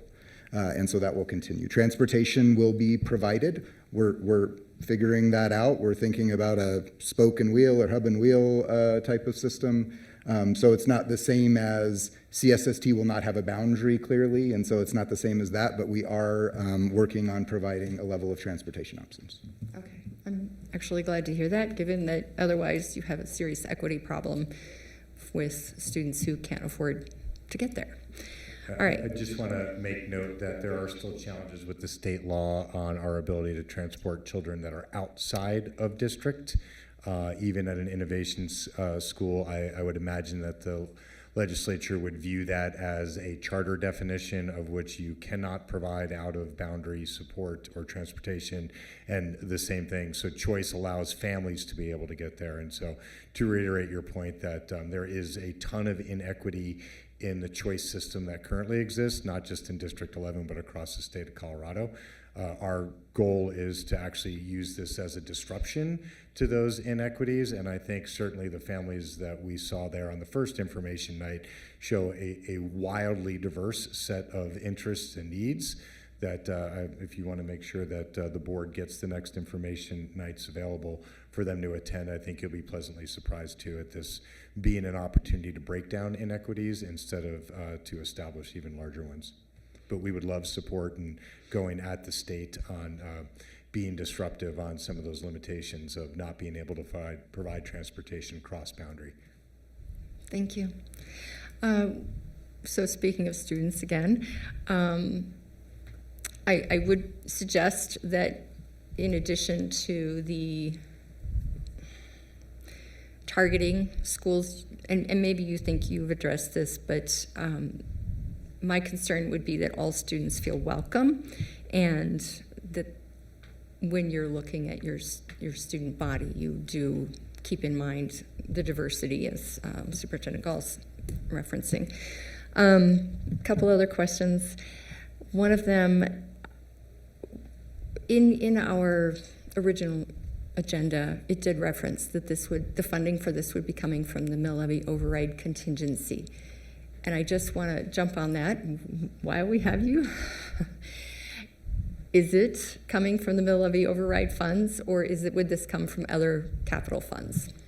Yeah, there's the possibility this would come from a variety of sources, Director. I do apologize for that document. It's the way we typically communicate a capital contingency, because we do have a capital contingency both in the MLO as well as a capital contingency in the general fund. So we would use whatever resources we needed to ensure we're continuing to meet the needs of the district as well as provide this funding. Okay. I would ask for my own, I don't know how, can't speak for my fellow board members, but if we're going to ask for mill levy override funds, we should run it by our oversight committee. And if we don't, I'm an automatic no.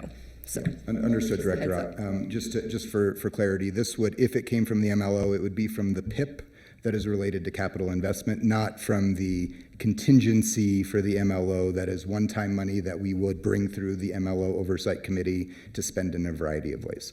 So this is capital investment, so it would come, if it came from the MLO, it would come specific from the MLO PIP for capital construction. Okay, thank With you. the recommendation coming from the oversight committee. If it comes from the MLO funds, it will go through that oversight committee and come with the recommendation. If it comes through the MLO contingency, yes. The MLO PIP that we have for capital construction is what the board approves in the mid-year budget, where there's that Okay. long list, because 90% of that comes from the MLO related to the PIP. We have a general fund capital contingency as well. We have a variety of resources that we could use. But yes, if we were to use the contingency specific to the MLO, not related to capital construction, we would absolutely run it through the committee, as we do every single time. Okay, thank you for the clarity. Back to you. Thank you. You mentioned you had 88 families that have expressed interest. That seems like a good number. If this were a charter school coming to the board for approval, we would be, at least I would be interested in the number of letters that are essentially are commitments to go to your school when it opens, or the school. So how have they expressed? Has it been in writing? Can you, if we said, where are the letters, you can show them to us? So let me actually take a step back and say one of the things that we're doing to try to promote equity is I'm trying to do an information night at every one of the District 11 middle schools. I've reached out to the principal of each school and said, hey, we're hosting some at Exponential Impact, which is in the front of the space that we're going to build out, but we also want to do it in the different communities around District 11, where hopefully those families are already comfortable coming to that school and we can do the meeting there. So the kind of the process are we're doing the information nights, making sure that people understand what it is that they're kind of signing up for. Then they fill out an application if they are interested in having their child attend. We do a records review, then we send a letter of acceptance offering them a slot. They send back, yep, we want to take the slot, or no, we've already made other plans, and then we'll kind of go down the list until we fill all those slots. In that process, there will be information nights over the next month and a half, 2 months, 3 months, until we can fill those slots. Okay, I think I understand. Is that anywhere on your website, how that works? So so we've been communicating that and all the information. It is on the CSST kind of information site. The actual CS Rockets website is being completely redone right now, and yes, it will be clearly articulated. We also we'll put up the information night slideshow that clearly articulates that as well. Okay, I guess I've been looking at the CS Rockets site and missed the other one being further developed, so I'll check that out. Which brings me to another question. As far as transparency and your governance system, and Director Bankus asked, like, what is the relationship we have? And I asked this of charter schools too. It seems like it's fitting to ask of it of our own school, which has its own board. When and where does the board meet? Who shows up? Where are the agendas and minutes? And are your meetings open? And can we come? Can the community come? Yes. Do you want? Yeah, there was a board meeting held Friday night. I'm sure there's no problem with CSST communicating those. I'm happy to communicate those to the board, and we'll ensure. I know that your standard next question would be, is there a SAC? Well, there's not a SAC yet because there aren't any families, but our intention would be to be completely transparent in the same way that other D11 schools are run. So all that forthcoming. Still, there was no vote on Friday night, but I'll make sure that you get, it's a conglomeration of the slides that you saw this evening, is what Mr. Gorsh, Executive Director Gorsh, presented to the CSST board on last Friday. Okay, I appreciate that. And you're right, I would ask about the SAC next. But it's just, since the school is funded, your salary is funded by public school dollars. And I've seen, again, CS Rocket's website, I can see who is allegedly on the board, but I don't know who's showing up. I don't know if you truly have the support or if they're just, big names. So I would be interested in that information. And then just, I think, one last question, although I might come up with more later.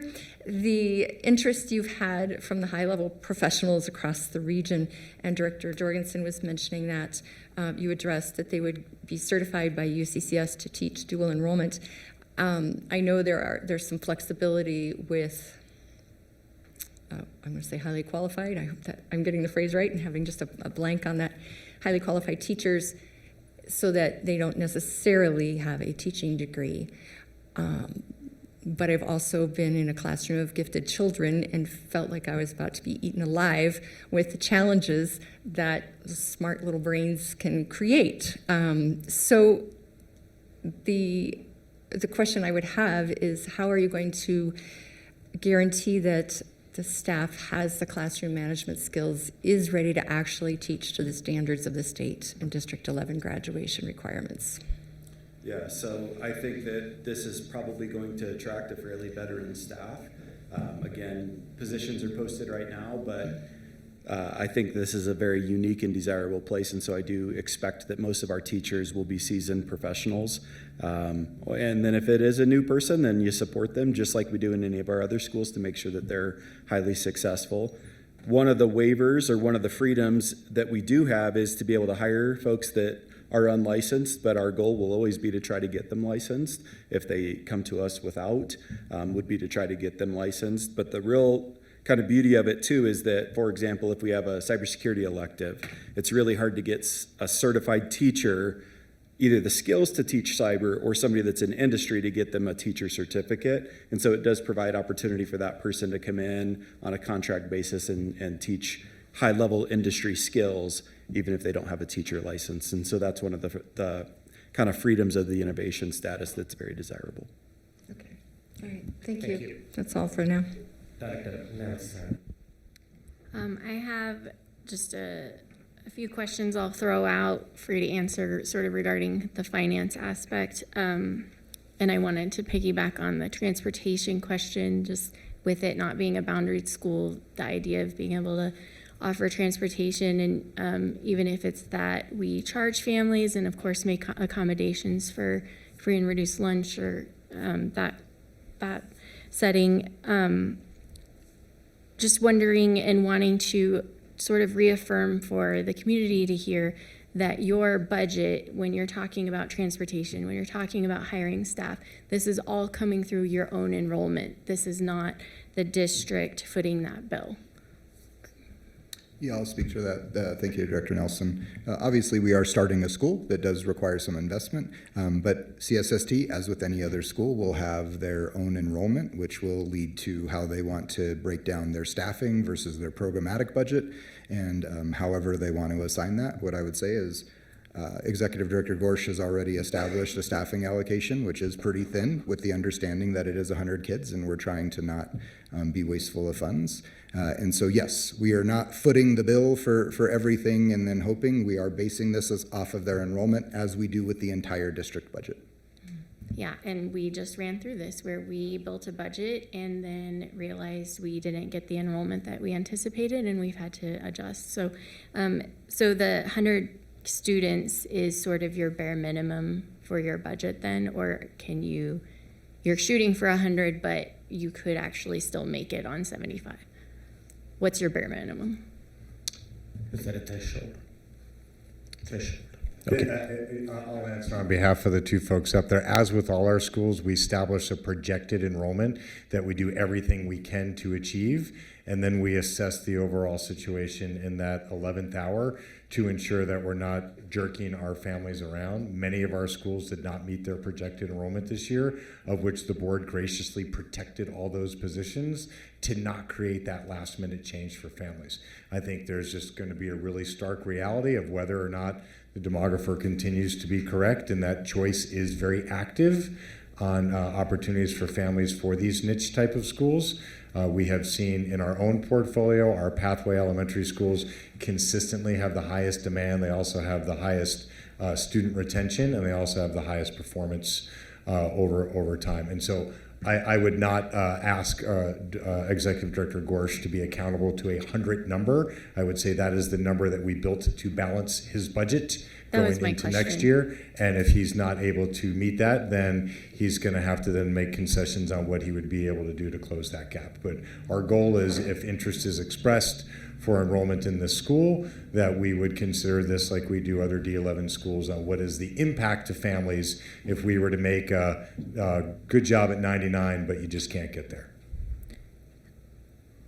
Okay, so I just wanted to circle back on that. This was a decision we made as a board last spring to open a new school, and it's meeting a niche in our community that is not currently out there. And so right now is when we're discussing the investment cost to opening a new school, and it's $2.5 million for some capital renovations. That if you break that over a 30-year contract, we're looking at like $83,000 a year. So I just want to put it in context that when we built Martinez, when we built Scott, I don't want to put you on the spot, but I'm really wondering if anyone remembers off the top of your head what it costs to build those schools. $8 million for Trailblazer. Okay, thank you. McAuliffe, So individually. If we were to build those schools now, we we would probably be closer to 80 million. yeah, and they house around, is it 500 or 600 students? They can hold about 600 students. Yeah. We're between 400 and 500 kids. So just the point that I would like to make is we're investing $2.5 million right now for potentially 500 kids is what we're shooting for, 400 to 500 kids. And like, that's a fraction of the cost of what it really is to build a new school or open a new school. So I just wanted to kind of lay that perspective that, yes, $2.5 million is a lot of money, but we're opening a new school and there's a cost to do so. And I think this is a smart way to go about it.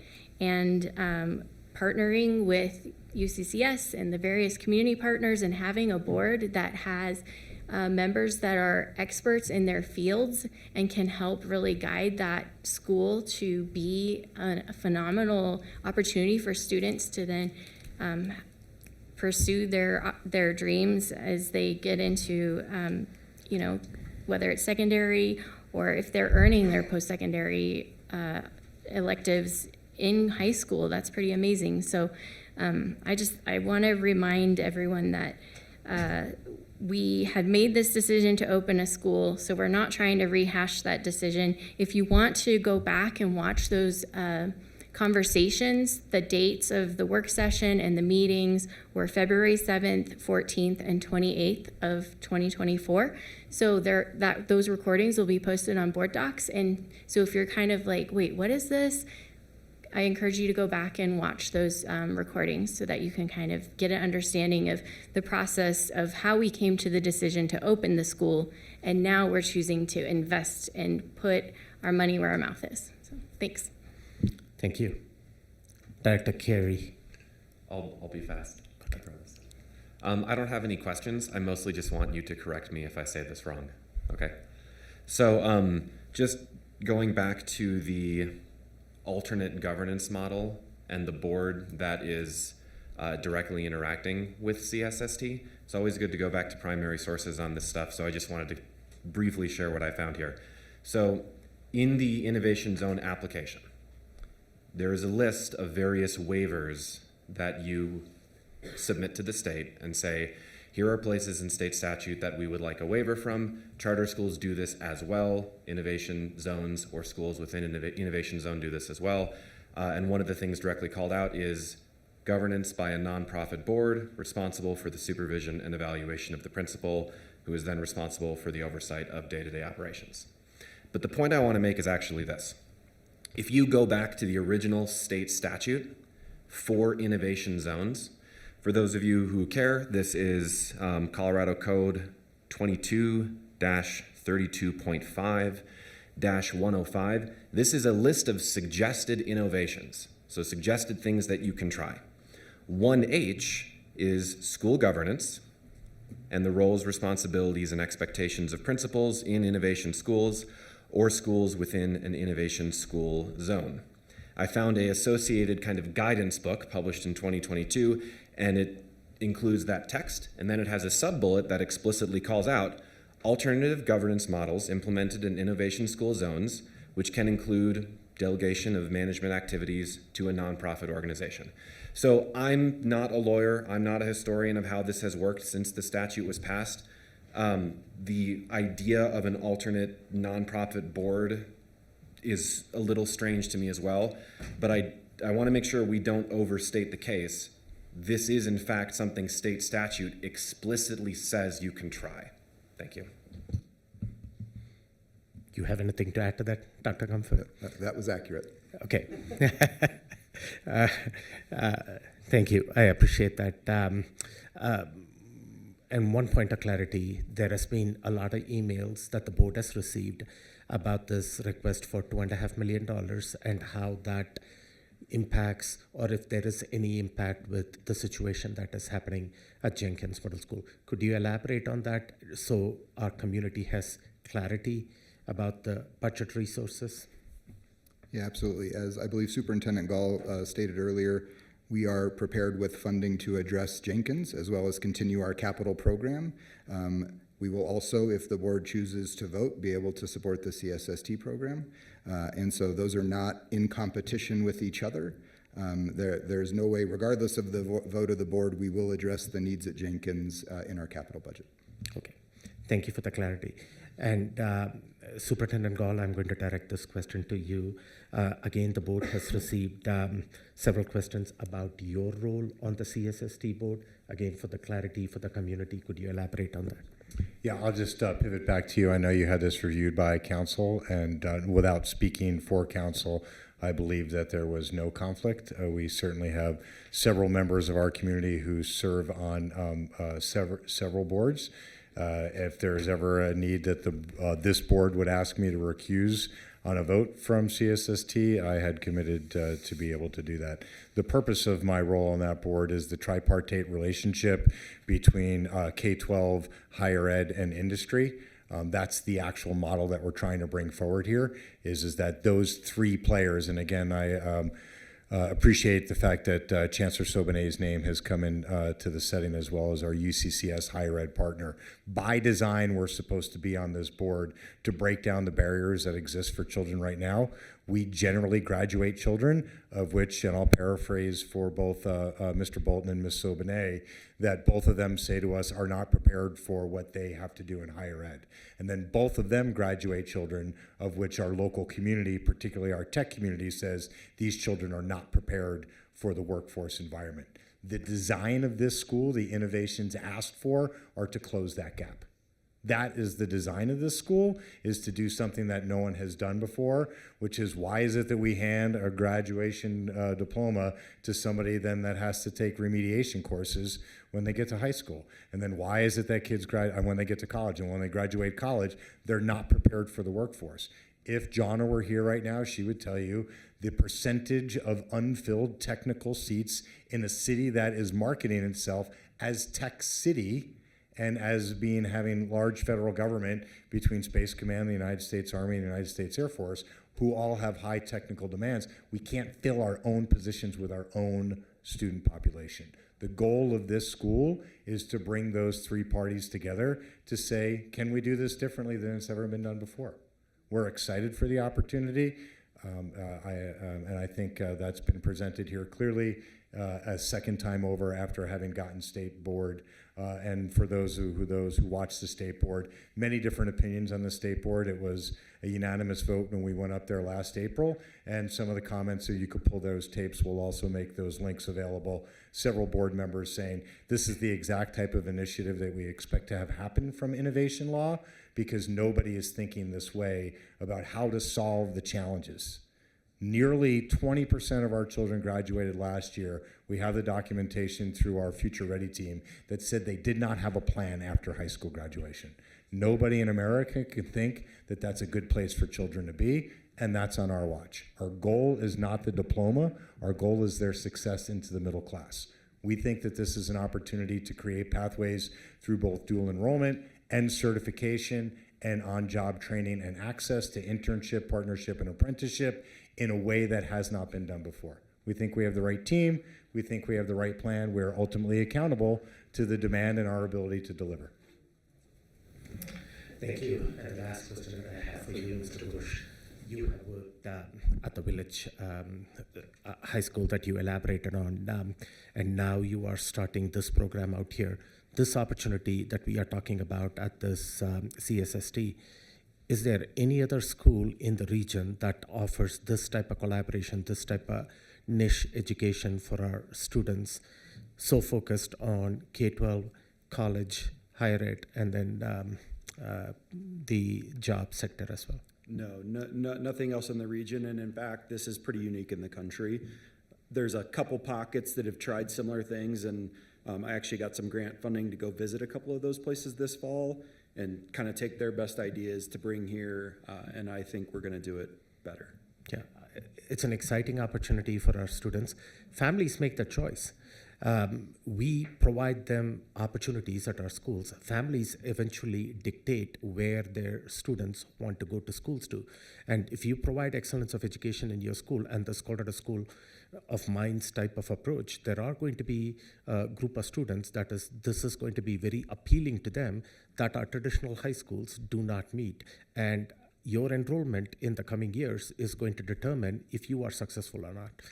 With that, if I can just add a piece, not that I want to continue to talk about Village High School, but that is my experience that I bring. But we had about 500 students, and 47% of those students that attended Village High School did not live in the district.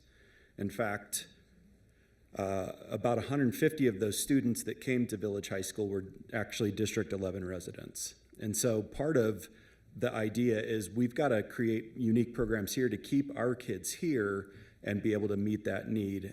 And I think that's probably important information for this board to know as well. Thank you. And you can, again, complete your presentation to the board from the quote from you being from Iowa. If you build it, they will come. Thank you. Okay. Is that dramatic enough? Okay. Appreciate it. Thank you. Moving on to the next item on the agenda, this is public comments. Ms. Olson, do we have public comments? People signed up for public comments? Thank you. Just as a reminder, going over the board protocol for public comments, the board welcomes and is very interested in listening to community feedback. Please approach the podium when your name is called. You have 3 minutes to deliver your remarks. Please monitor the clock that is on display and complete your comments in that allotted time. Board meetings are primarily business meetings for the orderly and efficient conduct of the business of the district. Keeping that in mind, the clear expectation is that your feedback is provided in a civil, professional, and courteous manner without resorting to disparaging or defamatory remarks. Students are often in attendance or watching the broadcast. Speakers' remarks, therefore, should be suitable for an audience that includes minor students, including no use of profanities or obscenities. To adhere to the board policy and accomplish the work already on the agenda, the board will not respond to comments during this time, but I can assure you that your comments will be taken into consideration as we discuss pertinent agenda items. To maintain the flow of the meeting and not have prolonged interruptions, please refrain from clapping.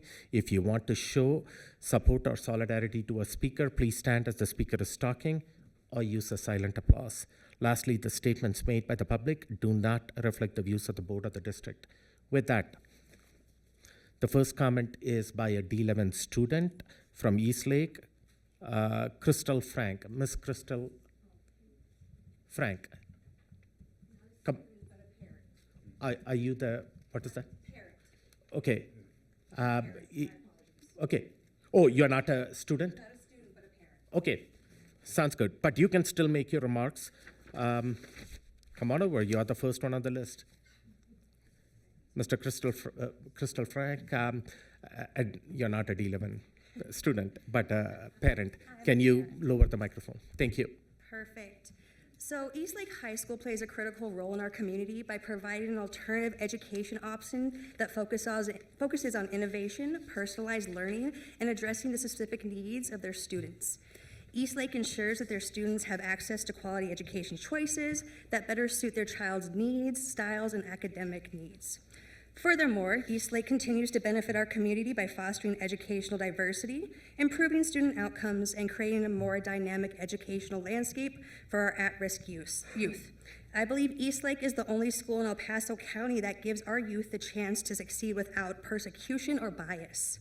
I hope that Eastlake continues their amazing work to help grow our youth with the full support of the board. Thank you. Okay, thank you.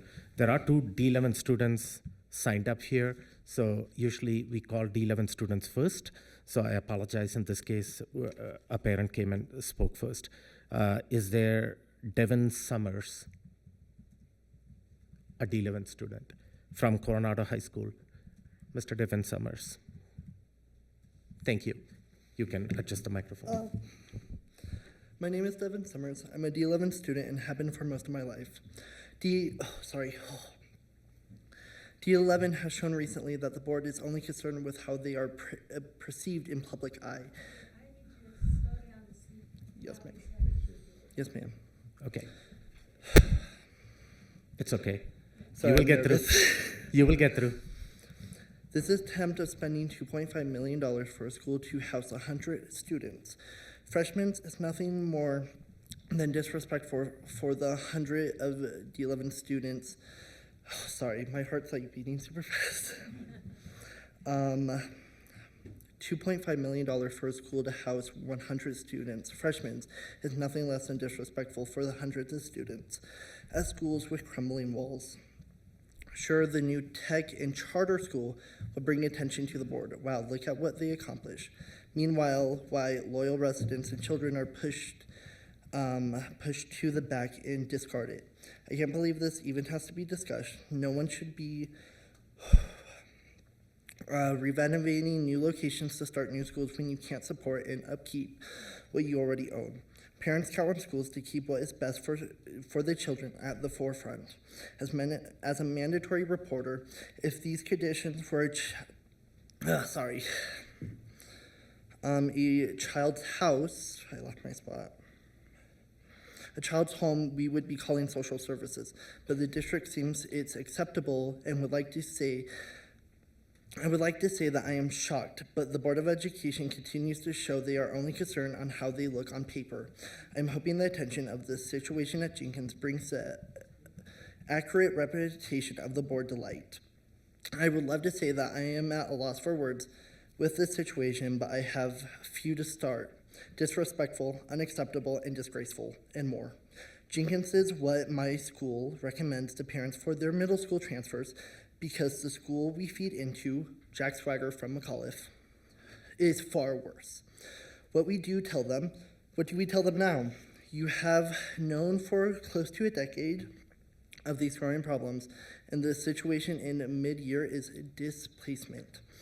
The gall of the Board of Education to disgrace children while wasting money is despicable. Thank you. Ms. Jillian Sparks, Doherty High School student. Ms. Jillian Sparks, Doherty High School student. Okay, we don't have that student up here. We'll move on to other public comments. Mr. Brian Plaisted. Good evening, board members. My name is Brian Plaisted. I'm speaking to you tonight in support of the resolution to extend the charter for Eastlake High School.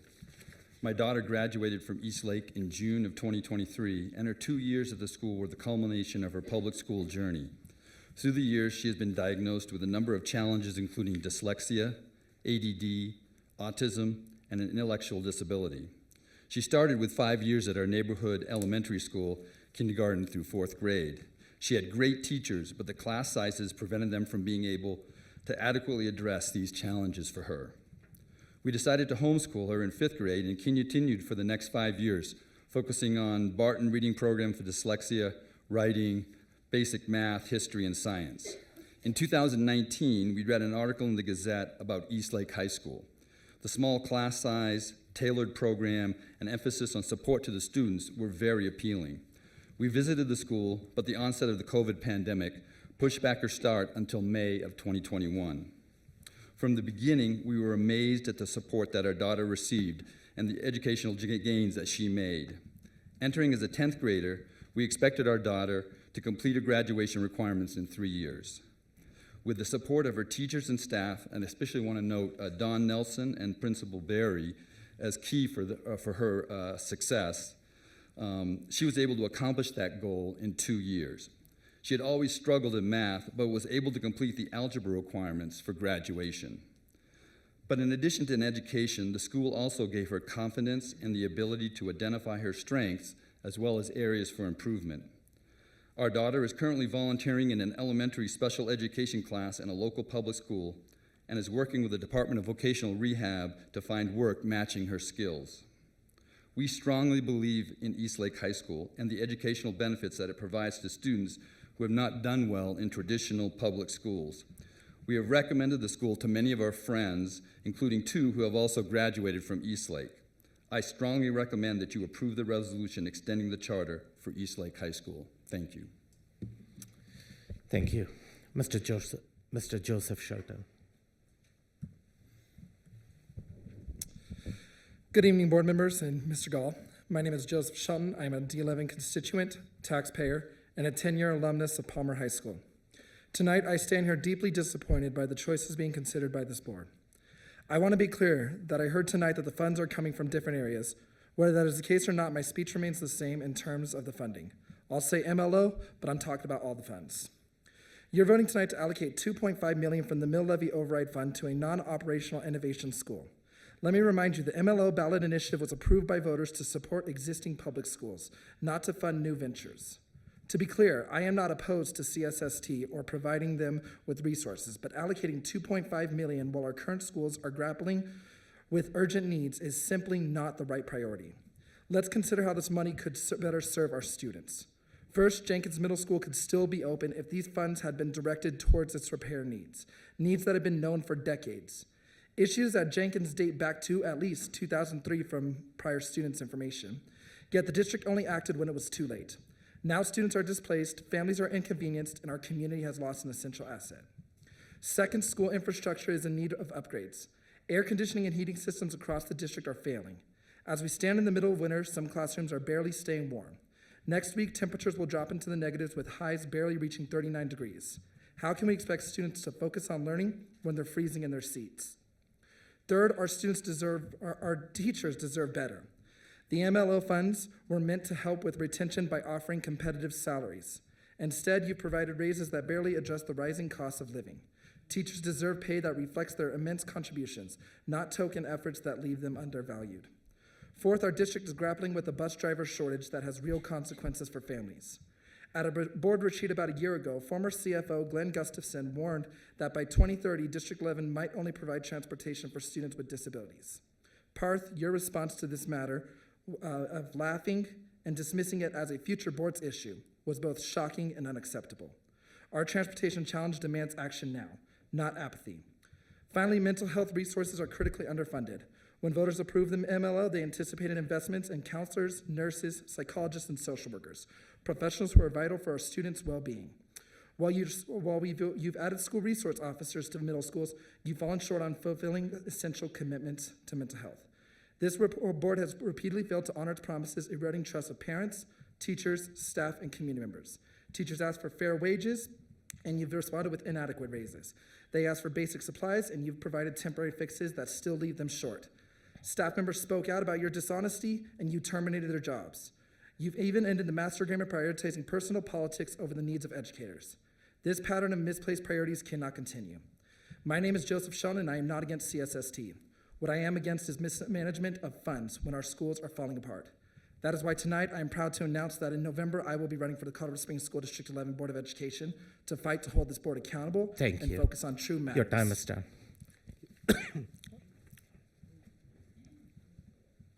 Miss Andrea Andrews. Andrea Andrews. Thank you.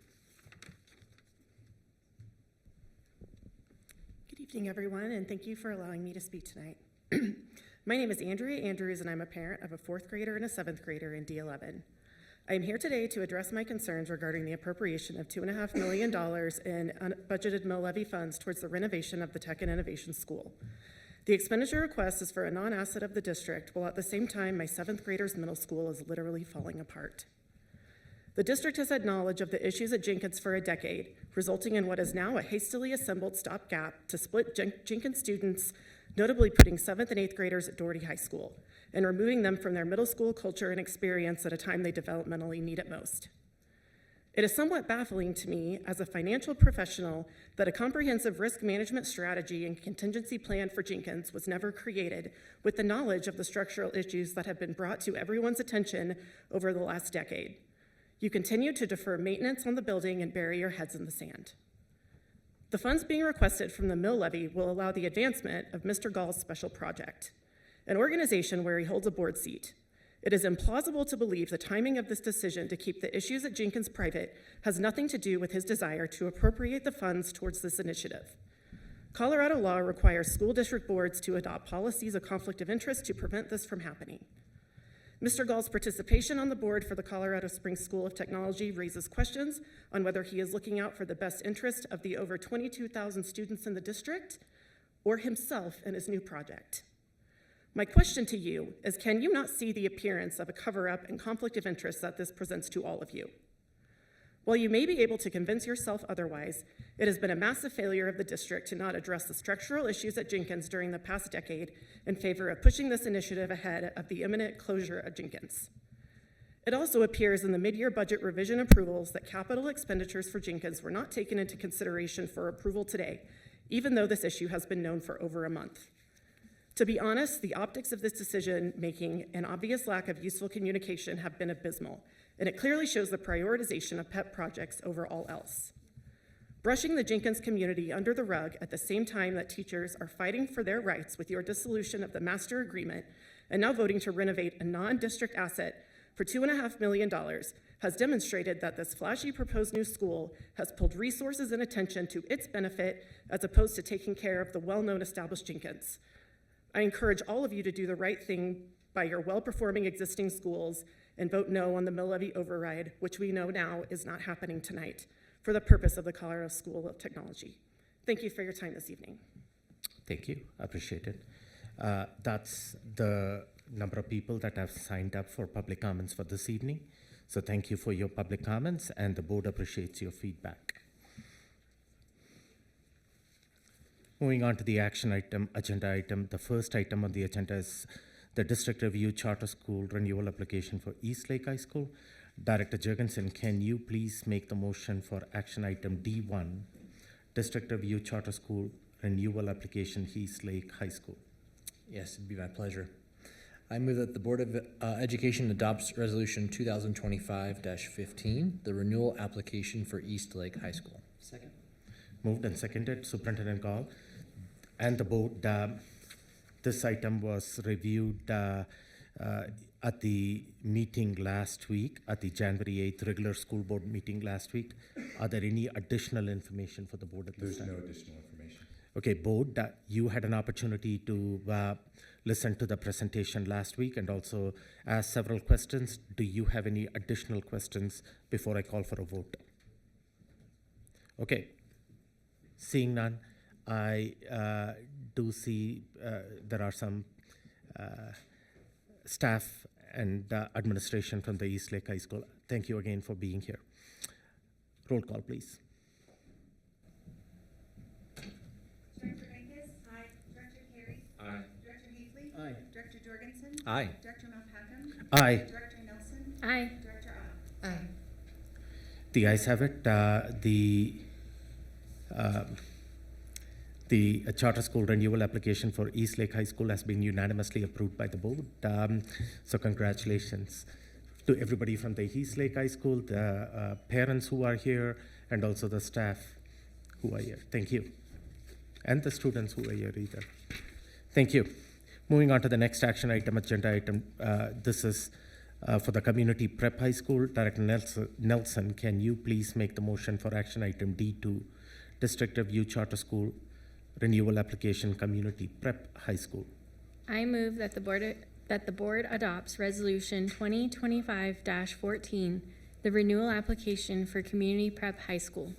Second. Moved and seconded. Again, any additional information? Board, any additional questions? Okay, seeing none, roll call, please. Director Bankus? Aye. Director Carey? Aye. Director Hafley? Aye. Director Jorgensen? Aye. Director Malpacum? Aye. Director Nelson? Aye. Director Ott? Aye. So the board again, and I see the administration from Community Prep High School. Congratulations, the board unanimously approved your renewal application to both Community Prep High School and Eastlake High School. Thank you. You are part of the D11 portfolio of schools, and the clear expectation is excellence in each one of our schools. So, and we look forward to visiting your schools and interacting with your staff. Thank you so much. Appreciate it.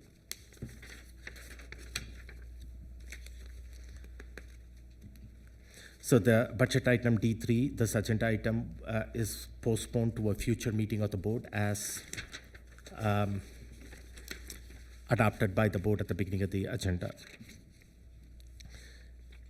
Real estate contract award, sale of Roosevelt Charter Academy Elementary School site to Roosevelt Charter Academy. Director Bankus, can you please make the motion for action item D4, real estate contract award, sale of Roosevelt Charter Academy Elementary School site to Roosevelt Charter Academy?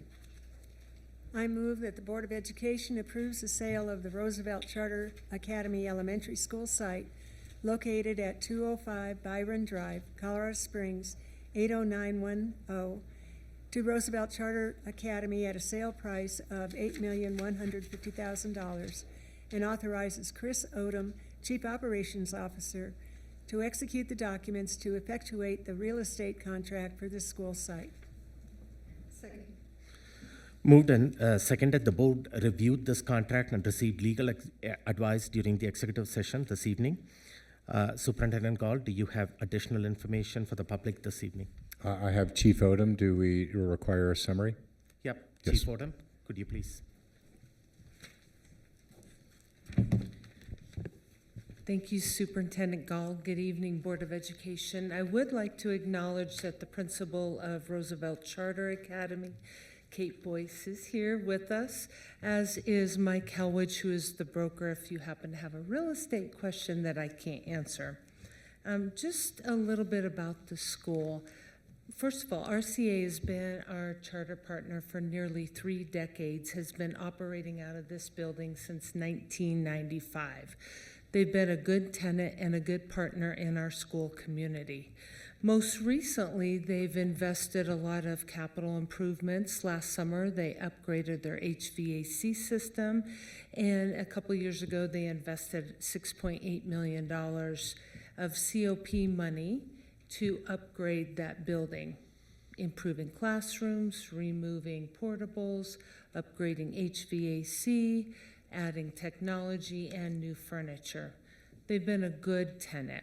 They did offer to buy this property for $8.1 million. What I'd like to point out is that they are continuing to care for this building. They have noted capital improvements for this year that include a roof replacement, ceiling grid replacement, and lighting overhaul.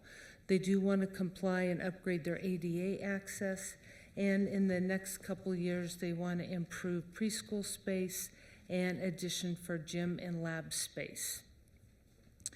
In the board packet is a highlight of what this contract offers. I'd like to point out a couple of important notable items. One, the buyer is paying all closing and broker fees. They are desiring to close in April of this year. That's a very quick turnaround. There is a unique right of first refusal clause that has been negotiated into this contract, which stipulates for the first 5 years, if something were to happen with Roosevelt Charter Academy and they decided to move to another location, or they were closing and there was going to be a sale of that property, the district would have the right to purchase it back at the current selling price plus improvements. After 5 years, it would revert to a fair market value. We have our standard title use agreement. Now, this sale does not impact their charter contract except for the removal of the facility use agreement, which will terminate at closing. They will be able to purchase buybacks as in accordance with the current charter contract. Funds at closing must pay for the lien that's established against this building, which is the lien for the COP. Basically, that means $8.1 million, 3.5 will pay off the COP lien, and the remaining money will have to go into the cap reserve account in accordance with state statute. At this time, this concludes my overview, and if you have any questions, I'm here to answer, or the principal or the broker. Okay. Could the principal and the broker identify themselves? That's the principal, and you're the broker. Okay, thank you. Board, questions, comments? I don't see any at this point in time. I appreciate the board requested that, did you call it right of first refusal? I appreciate that you guys took that into consideration and you accepted those terms that we offered. With that, seeing no further questions, roll call, please. Director Bankes? Aye. Director Carey? Aye. Director Hastings? Aye. Director Jorgensen? Aye. Director Malpacken? Aye. Director Lawson? Aye. Director Ott? Aye. The ayes have it. The sale of the Roosevelt Charter Academy School site to Roosevelt Charter Academy at the sale price of $8,150,000 has been approved by the Board of Education. Congratulations. Thank you very much. And again, thank you, Roosevelt Charter Academy. Again, the expectations are, like as I highlighted, excellence in education, excellence in service, and I wish you the best.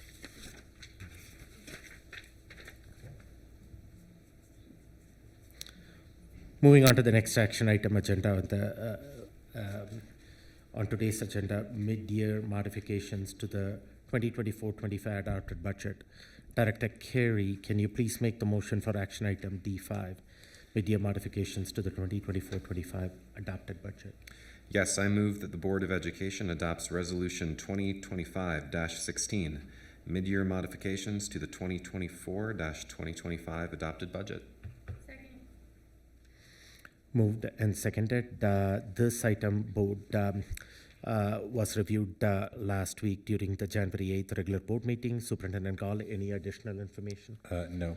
Okay, board, any additional questions do you have after the discussion last week? Seeing none. Just for the point of clarity, Dr. Comfort, there was a comment made that about the why the Jenkins Jenkins renovation or the Jenkins situation is not addressed in the mid-year modification request. Could you give the timeline on how this goes through the various committees and come in front of the board and why that is not there at this point in time? Absolutely. Just answer the question of that. Yep, yeah, absolutely. So as the board knows, we go through a really intensive mid-year budget process, both internally and with our DAC budget subcommittee. Speaking specific to the question, as we do any time outside of our normal budget window, when a capital need arises and we need to address it, we will bring it to the board as an individual item. And so when we are prepared to allocate and address the issues at Jenkins. We will bring that as a standalone agenda item and allocate those resources and get going on it. Yep, thank you. Seeing no questions at this time, roll call, please. Director Venkis? Aye. Director Carey? Aye. Director Hafley? Aye. Director Jorgensen? Aye. Director Malpaca? Aye. Director Nelson? Aye. Director Ott? Aye. Okay. That action item has also been approved by the board unanimously. That brings us to the end of the action agenda items. There are no non-action agenda items this evening. At this time, seeing no further business, if there are no Director Nelson? I don't know if this is where I ask it, but it's not a future agenda item request. Something that's already on our docket in the next couple of weeks is to have a policy discussion. And I was wondering if the board could receive some guidance on what policies we will be reviewing in that meeting with a little bit more notice, like a week of notice of here are the policies we're going to be reviewing, just because that takes more preparation time generally for me personally. So rather than us learning the Friday for the Wednesday meeting, if there's going to be like 6 policies, I just would like a little more time if possible. Dr. X, do you want to come up and answer the question? I know that one of the policies that we talked about, I'm trying to remember the alphabet soup for that policy. Which one was the name change? What is it called? The AC series of policies. Okay. Yeah. Good evening, President Malpaca, Superintendent Gall, members of the board. Before I get to some quick updates, I would like to thank Melissa for all the work she's done. If you have not heard, we have now taken all of the board policies and placed them inside of board docs. We did receive a training this morning on how to create red lines, create the edits. So that work will be ongoing in board docs and you'll have access to that. So no longer will you have to wait for a Friday update. As you're briefed on which ones are coming up on the agenda, they'll be in board docs and you'll see red line versions of those. So this will allow greater transparency and will provide that information for you. The AC series on discrimination, we did receive some guidance that there have been some changes because of the federal ruling last week from Kentucky. We also believe that there may be some additional changes next week under the new federal administration that could affect the writing of those policies. So we're holding off on waiting to see what comes and getting advice from Deb Jenkins. But Director Natasha, our EEOC Ombuds director, did inform us that those changes do not require us to have to make an immediate change to AC because of the ruling that was in that. I'm sorry, they don't require what? They won't require us to make the changes to AC that we were working on. So we're going to review it with Deb Jenkins to make sure that we're in line and we can bring those back. But the federal guidance has now changed and will be our guide for that. We are working on LBD, which Director Ott did share with us is due by the end of February. LBD is our relationship with district charter schools, so we're in the revision process of that right now. And I am going to be working with Director Kilroy on that and what that language looks like. There is some guidance coming from CASB in terms of the timeline for charter school applications. From there, we'll then be moving to the G series and the H series of policies. G series is personnel, and the H series of policies. That's going to go hand in hand with decisions the board made at the will of the board last month, as well as the meetings of the EEG. And we'll make sure that the G series, which is the personnel series, and the H series are done in a timely fashion to coincide with other deadlines.